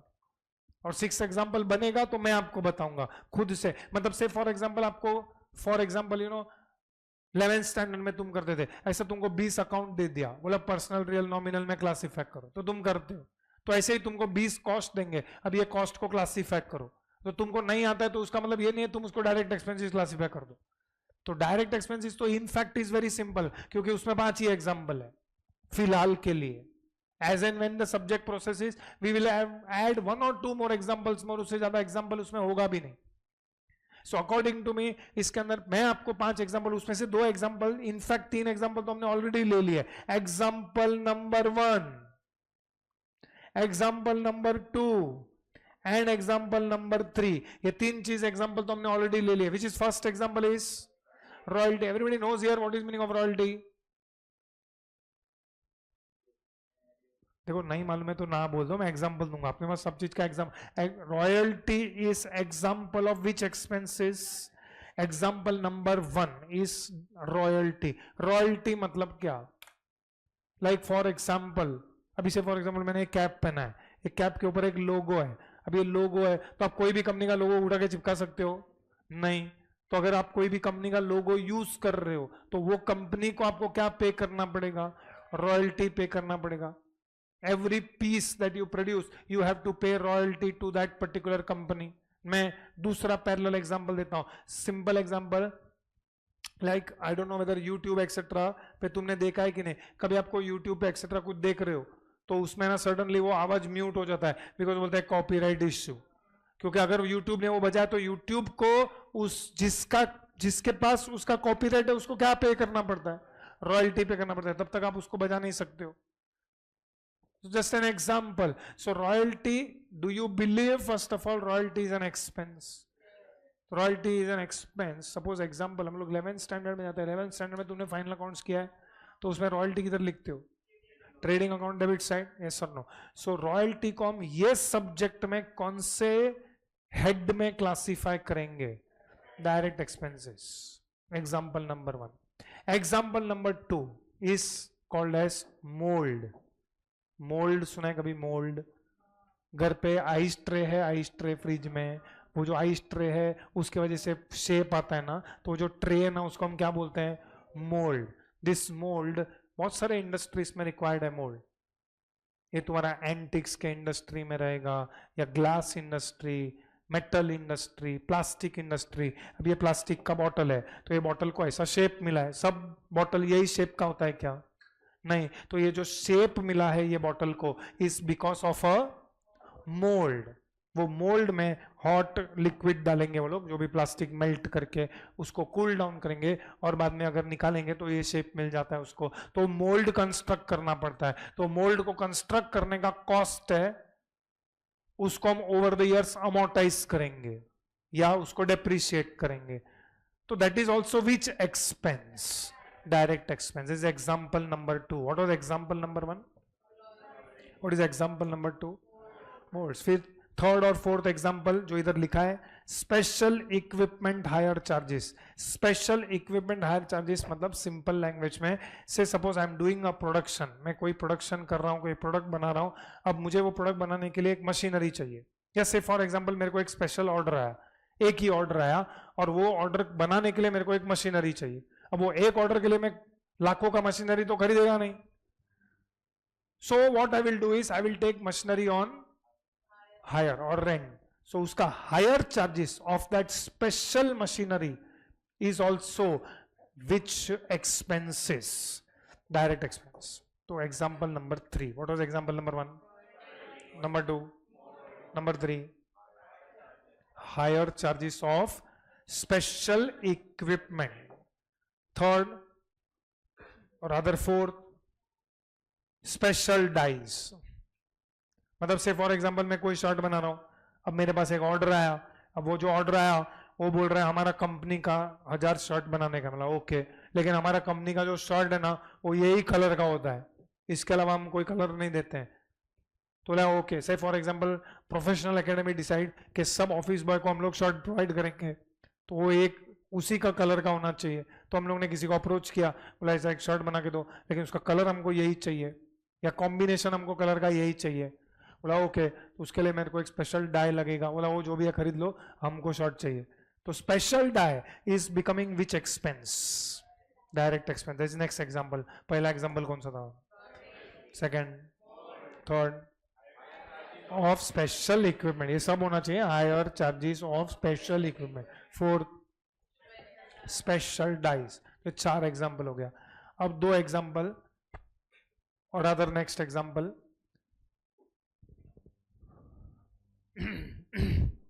अभी फॉर एग्जाम्पल अभी हम लोग का बहुत सारा बैचेस चालू हुआ है, लाइक यस्टरडे सीए फाउंडेशन का बैच चालू हुआ, सीए फाउंडेशन सितंबर 25 का बैच चालू हुआ, कल से ऑलमोस्ट तुम्हारा भी बैच कल से ही चालू हुआ।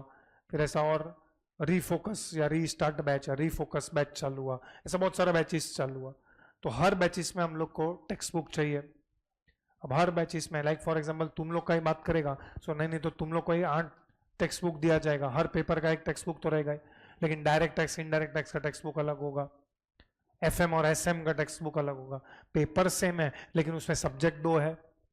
अकाउंटिंग का 2 टेक्स्ट बुक आएगा, तो अकाउंटिंग में 2 टेक्स्ट बुक, कॉस्ट अकाउंटिंग का 1 टेक्स्ट बुक, ऑडिट का 1 टेक्स्ट बुक, डायरेक्ट टैक्स का 1 टेक्स्ट बुक, इनडायरेक्ट टैक्स का 1 टेक्स्ट बुक, एफएम का 1 टेक्स्ट बुक, एसएम का 1 टेक्स्ट बुक, लॉ का 1 टेक्स्ट बुक, 9 टेक्स्ट बुक। तो यही हो गया, तो 10 टेक्स्ट बुक से फॉर एग्जाम्पल ऐसा पूरे हम लोग 4 सेंटर का टोटल मारेंगे, तो से फॉर एग्जांपल 1000 स्टूडेंट्स रहेगा या 500 स्टूडेंट रहेगा, सो 10 टेक्स्ट बुक इंटू 500 स्टूडेंट भी रहेगा, तो 5000 टेक्स्ट बुक हो गया खाली ये बैच का।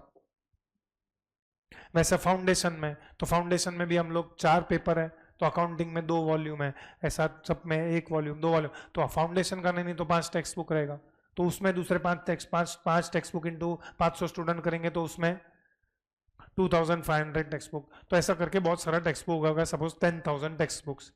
और हम लोग गए किसी प्रिंटर के पास, प्रिंटर को बोला भाई 10,000 टेक्स्ट बुक प्रिंट करना है, तो इमीडिएटली प्रिंटर ने बोला कि कितना टाइम में चाहिए, कितना टाइम मतलब 1 हफ्ते में चाहिए, 1 हफ्ते में सब बैच चालू हो रहा है। अच्छा ये मैं बात कर रहा हूँ 1 हफ्ते पहले का, मतलब से फॉर एग्जाम्पल 10, तो से अराउंड 1st 2nd मार्च या 3rd मार्च कोई प्रिंटर को पकड़ा हम लोग ने, we want 10,000 text book.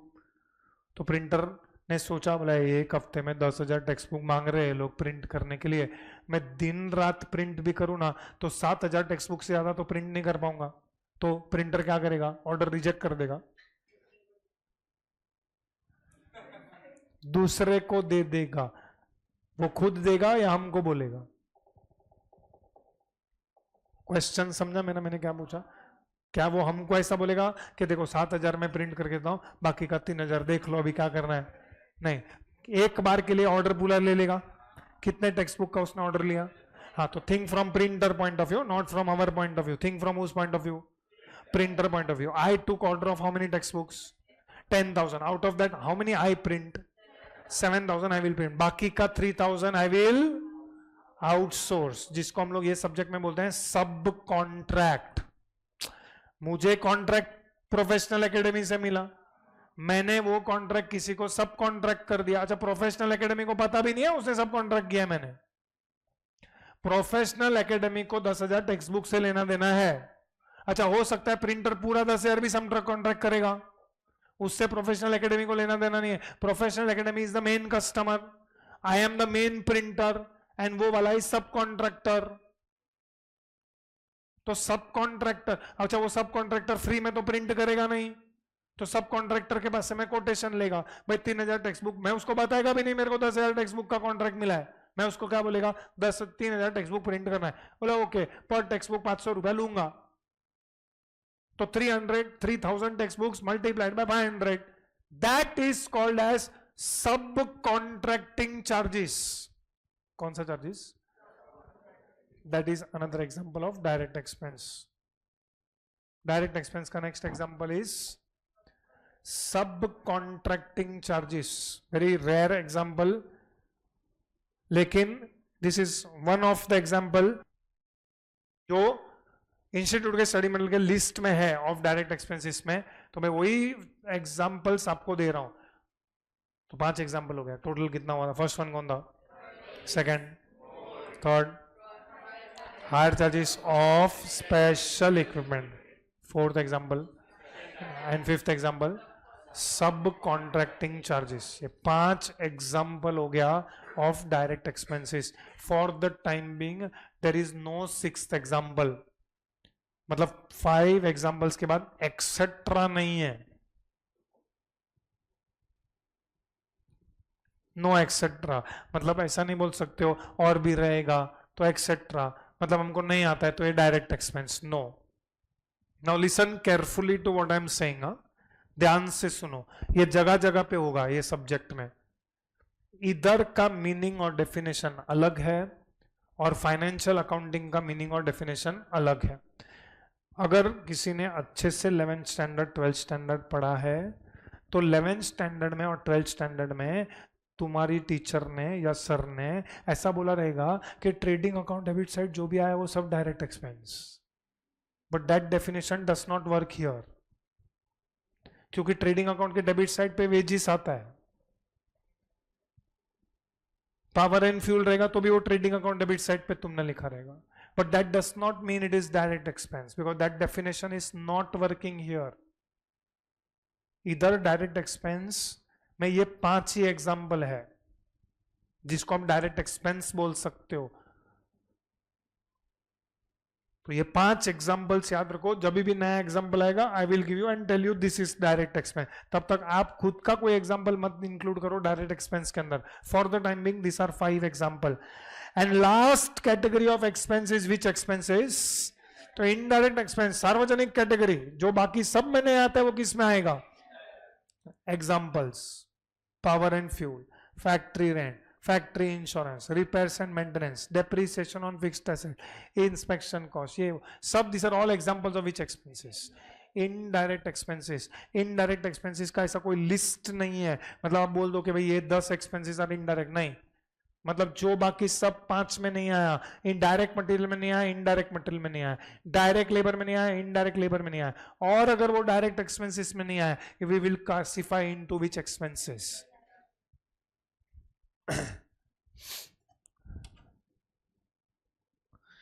Direct material, direct labour, direct expenses.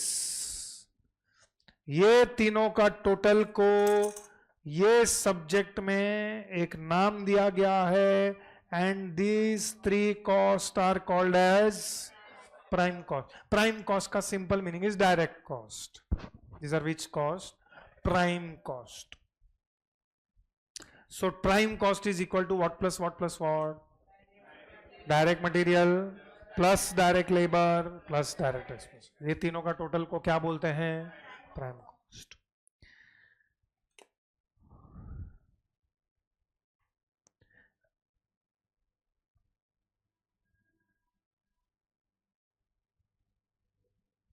Indirect material, indirect labour, indirect expenses, ये तीनों का टोटल को ये सब्जेक्ट में हम लोग क्या बुलाते हैं? ओवरहेड्स। इतना इंपॉर्टेंट है कि ओवरहेड्स के ऊपर एक पूरा चैप्टर है, you see chapter number 4। In fact हर एक कॉस्ट पे एक चैप्टर है, मटेरियल कॉस्ट पे एक चैप्टर बना दिया, एम्प्लॉय कॉस्ट पे एक चैप्टर बना दिया, ओवरहेड्स पे पूरा एक चैप्टर बना दिया। So direct cost is direct material, direct labor, direct expenses. Direct cost का दूसरा नाम क्या है? Prime cost. And we know prime cost is equal to direct material plus direct labor plus direct expenses. Direct expenses का total हमने कितना example लिया? 5। वो 5 ही एग्जाम्पल है, वो याद रखो। Next, indirect material, indirect labour, indirect expenses, ये तीनों का total is called as overheads. Are further classified in this subject into 3 categories. First is something called as which overheads? Factory overheads. नाम में ही है factory overheads. What is meaning of factory overheads? See, first of all आप ये समझो कि overheads मतलब क्या।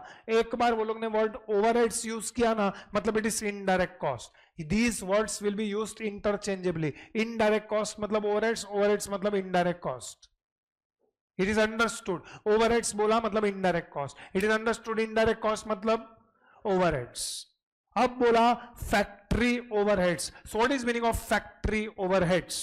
Factory overheads are those indirect costs which are incurred in the factory for the factory.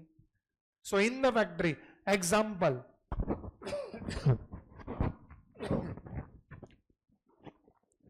can we say power and fuel? देखो classification करने का एक रूल है। रूल क्या है? जो भी आप वर्ड सुनोगे सबसे पहले वो क्या होना चाहिए? सबसे पहले वो क्या होना चाहिए? कॉस्ट होना चाहिए।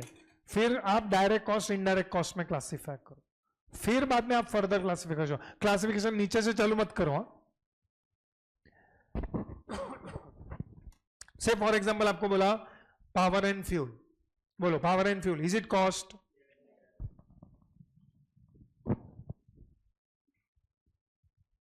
विच कॉस्ट? डायरेक्ट कॉस्ट के indirect cost? Indirect cost. Indirect cost मतलब ओवरहेड्स हो गया। Which overheads? Factory overheads, because it is incurred in the factory. Yes और नो? चलो next example, supervisor salary. Supervisor रहेगा, उसको हमने सैलरी दिया, इज इट कॉस्ट? डायरेक्ट के indirect? Because it is indirect labour. Yes और नो? मतलब अगर वो इनडायरेक्ट कॉस्ट है मतलब वो ओवरहेड्स है। विच ओवरहेड्स है ये? फैक्ट्री ओवरहेड्स, क्योंकि सुपरवाइजर फैक्ट्री में होता है।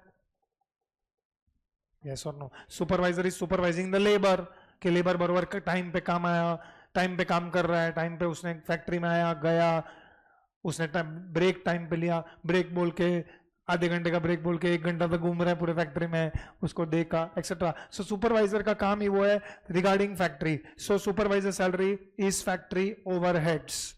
Depreciation of machinery, is it cost?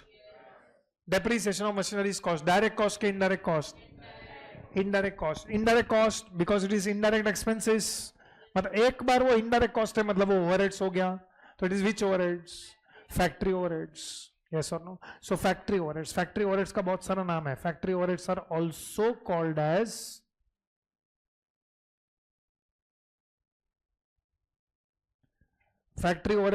Called as manufacturing overheads. Factory overheads are also called as production overheads. Factory overheads are also called as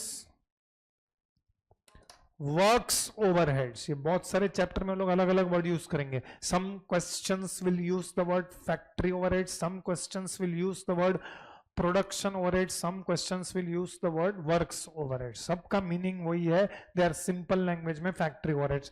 Manufacturing overheads बहुत rarely use होगा, but sometimes it may be used. So this is first type of overheads in this subject. चलो next type of overheads. अच्छा bye the way ये सब जो मैं पढ़ा रहा हूं this is common for all chapters. हाँ मतलब ये लास्ट चैप्टर तक यही सब चलेगा. I am not teaching you only this for a specific chapter. ये सब चैप्टर में यही टर्म्स एक्सेट्रा वर्ड्स यूज होगा. Next one is which overheads. So second type of overheads is office and administration overheads. Office and administration overheads नाम में ही है. Office and administration overheads are those indirect cost. See, if it is overheads, it has to be indirect cost. It is that indirect cost which is incurred for day-to-day business या day-to-day administration. Example, office salary. अरे हमारा office में भी staff रहेगा. अभी हम factory से बाहर आ गए हैं. फैक्ट्री से बाहर आ गए तो एक ऑफिस रहेगा जहां पे हम सब ऑर्डर्स एक्सेट्रा ले रहे हैं. सो वहां पे हमारा फैक्ट्री है, उधर स्टाफ है, हमारा एचआर डिपार्टमेंट है, हमारा फाइनेंस डिपार्टमेंट है. उसमें जो सब काम कर रहे हैं वो सबका सैलरी रहेगा. ऑफिस का रेंट रहेगा, ऑफिस का इलेक्ट्रिसिटी रहेगा, प्रिंटिंग एंड स्टेशनरी रहेगा. This are all overheads. ये चैप्टर में और सब्जेक्ट में हम इसको एक्सपेंसेस नहीं बोलते हैं. What is the term that is used? Overheads. We don't call it as expenses. Sums में यूज, अगर वो लोग ने एक्सपेंसेस लिखा तो आप लिखो, but actually in this subject we call them as overheads. And whenever we use the word overheads, हमको दिख रहा है overheads is equal to what plus what plus what? Indirect material, indirect labor plus indirect expenses. ये तीनों का total is called as overheads. अब आप ध्यान से सुनो मैं क्या बोल रहा हूं. ऑफिस स्टाफ का salary, is it cost? Direct और इनडायरेक्ट? वो भी तो इनडायरेक्ट लेबर ही है ना. That is also indirect labour. तो that is overheads. But that is not factory overheads because वो लोग फैक्ट्री में नहीं है. That is which overheads? Office and administration. Office rent. Is office rent an expense? Sorry, cost. Yes, it is which cost? Indirect cost. Indirect cost में वो indirect expense है. अब indirect expense है मतलब overheads है. But it is not related to factory because it is office का rent. Office का rent will go under which overheads? Office and administration. अभी factory का rent रहेगा तो is factory rent cost? Is direct cost के indirect cost? Indirect because वो indirect expense है. Yes or no? तो if it is indirect, वो box के अंदर है मतलब वो ओवरहेड्स है. But factory rent is which overheads? Factory overheads. तो ये दूसरा होगा. Third and the last category is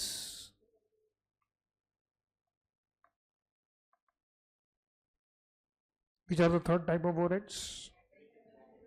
selling and distribution overheads. इसमें भी नाम में ही है. सेलिंग एंड डिस्ट्रीब्यूशन मतलब it is incurred for selling the goods, it is incurred for distributing the goods. It is by the way selling and distribution. मतलब selling overheads अलग होता है, distribution overheads अलग होता है. For example, best example of selling overheads anybody can give? Advertisement. Advertisement is which overheads? Selling overheads because advertisement is incurred for selling the goods. अच्छा distribution overheads का example दो. Distribution, carriage outward.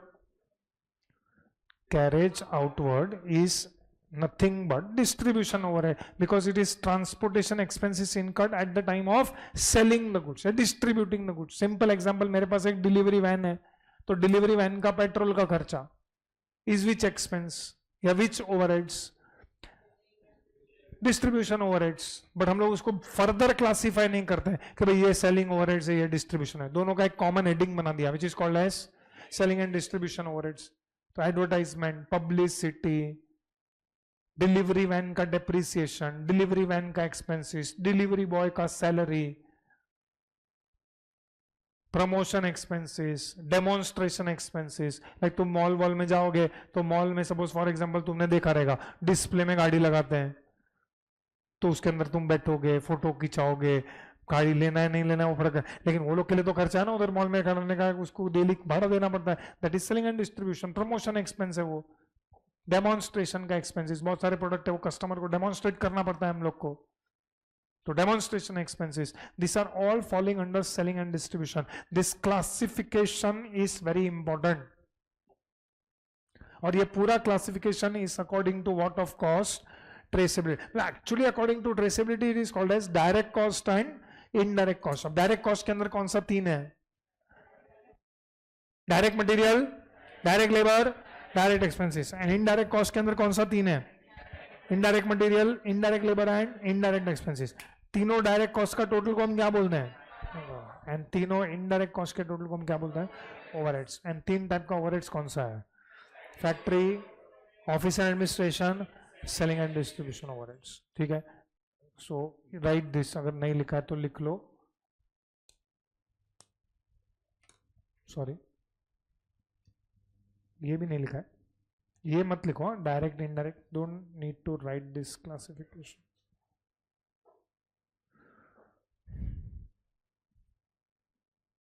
ये हो गया लिख के according to element of cost. ठीक है, ये वाला कॉपी कर लो।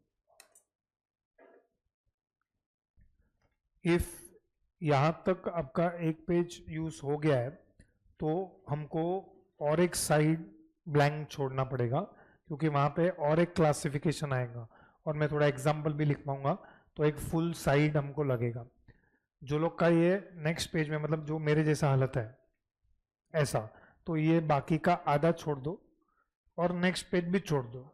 इनफैक्ट जो लोग को मतलब एक पेज में खत्म हो गया वो लोग दो साइड छोड़ दो, और जो लोग का ऐसा 1.5 यूज हुआ है वो लोग ये आधा छोड़ दो और नेक्स्ट एक साइड छोड़ दो, क्योंकि मुझे थोड़ा थियोरी भी लिखवाना है वहाँ पे। लास्ट क्लासिफिकेशन बाकी है, वो क्लासिफिकेशन में आज नहीं करवाऊंगा, वो हम नेक्स्ट लेक्चर में श्योरली करेंगे। मतलब सिंपल मिनिमम 1.5 to 2 साइड्स चाहिए हम लोग को सिंपल लैंग्वेज में। चलो मैं भी छोड़ देता हूं यहाँ पे। नाउ ये 15 चैप्टर्स में से हमको कोई तो चैप्टर चालू करना पड़ेगा। 15 नहीं, एक चैप्टर हमारा हो चुका है विच इज सर्विस कॉस्टिंग। तो इस 15 चैप्टर्स में से कोई तो एक चैप्टर हमको चालू करना पड़ेगा to give us entry into the subject. Subject में एंट्री इंपॉर्टेंट है, सो वो entry is chapter number 6। What is chapter number 6? Costing. अब यहां पे चैप्टर का नाम जो है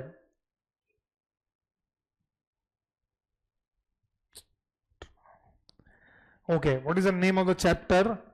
कॉस्ट शीट। तो ये वर्ड आपने पहले भी सुना हुआ है। ये वर्ड आप किसके साथ यूज करते हो? Balance sheet. So whenever we use the word sheet it is mean और it means what? It is a statement. आप देख सकते हो, आपके पास टेक्स्ट बुक नहीं है तो यहाँ पे देखो, तो आप देखो ये पूरे एक पेज का स्टेटमेंट है। ये स्टेटमेंट हमारे काम का नहीं है, हम लोग ये स्टेटमेंट बुक में बनाएंगे क्योंकि इसके अंदर बहुत सारा माइनर चेंजेस एक्सेट्रा मिस्टेक्स है, तो अच्छे से हम लोग एक बार बनाएंगे। वैसे भी हमको फॉर्मेट बनाना ही पड़ेगा, बना के बैड भी करना पड़ेगा, तो ये फॉर्मेट हम लोग तुम्हारे नोटबुक में बनाएंगे। बट मोर और less this is nothing but a statement. This is statement of what? Cost. Clearly लिखा है ना, कॉस्ट शीट मतलब cost statement. This is nothing but statement of cost. ये स्टेटमेंट ऑफ कॉस्ट में 5 stages होता है। How many stages? 5 stages. Stage number 1 is which cost? Stage number 2 is which cost?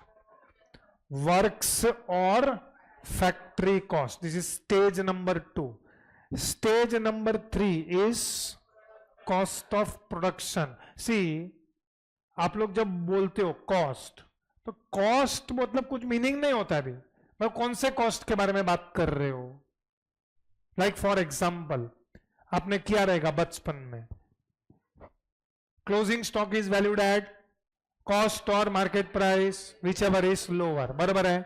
तो उसमें कॉस्ट वर्ड आया है। Which cost? Cost मतलब क्या? कौन सा कॉस्ट? तो कॉस्ट का अलग अलग नाम है अभी आज के बाद। What is this? Is one more classification है बाय द वे। ये और एक क्लासिफिकेशन हो गया। Cost can be classified as which cost?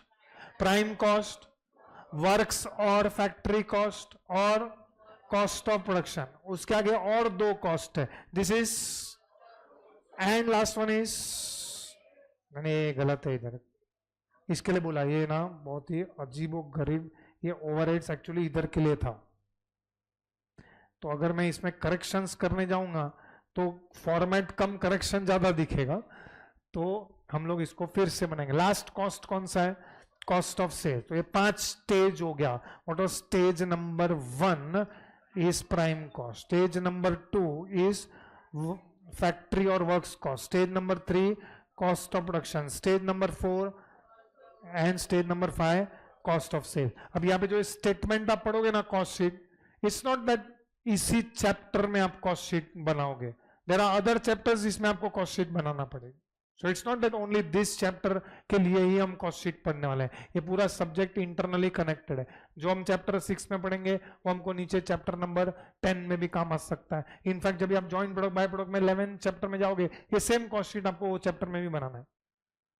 तो फॉर्मेट एक वंस एंड फॉर ऑल हम लोग नेक्स्ट लेक्चर में डिस्कस करेंगे, ये पूरा फॉर्मेट। अगर आप देखोगे ना तो टर्म्स हमारा ऑलरेडी डिस्कस हो गया है। देखो यहाँ पे what is one term, direct labour, direct expenses, which overheads, factory overheads, administration overhead, ये सब वर्ड हमारा डिस्कस हो गया। बट स्टिल हम लोग इसके अंदर ईच एंड एवरी डिस्कस करेंगे और पूरा फ्लो से कॉस्ट शीट बैक करेंगे। Okay, we will continue next class with this chapter, मतलब नेक्स्ट लेक्चर कॉस्ट शीट चालू करेंगे।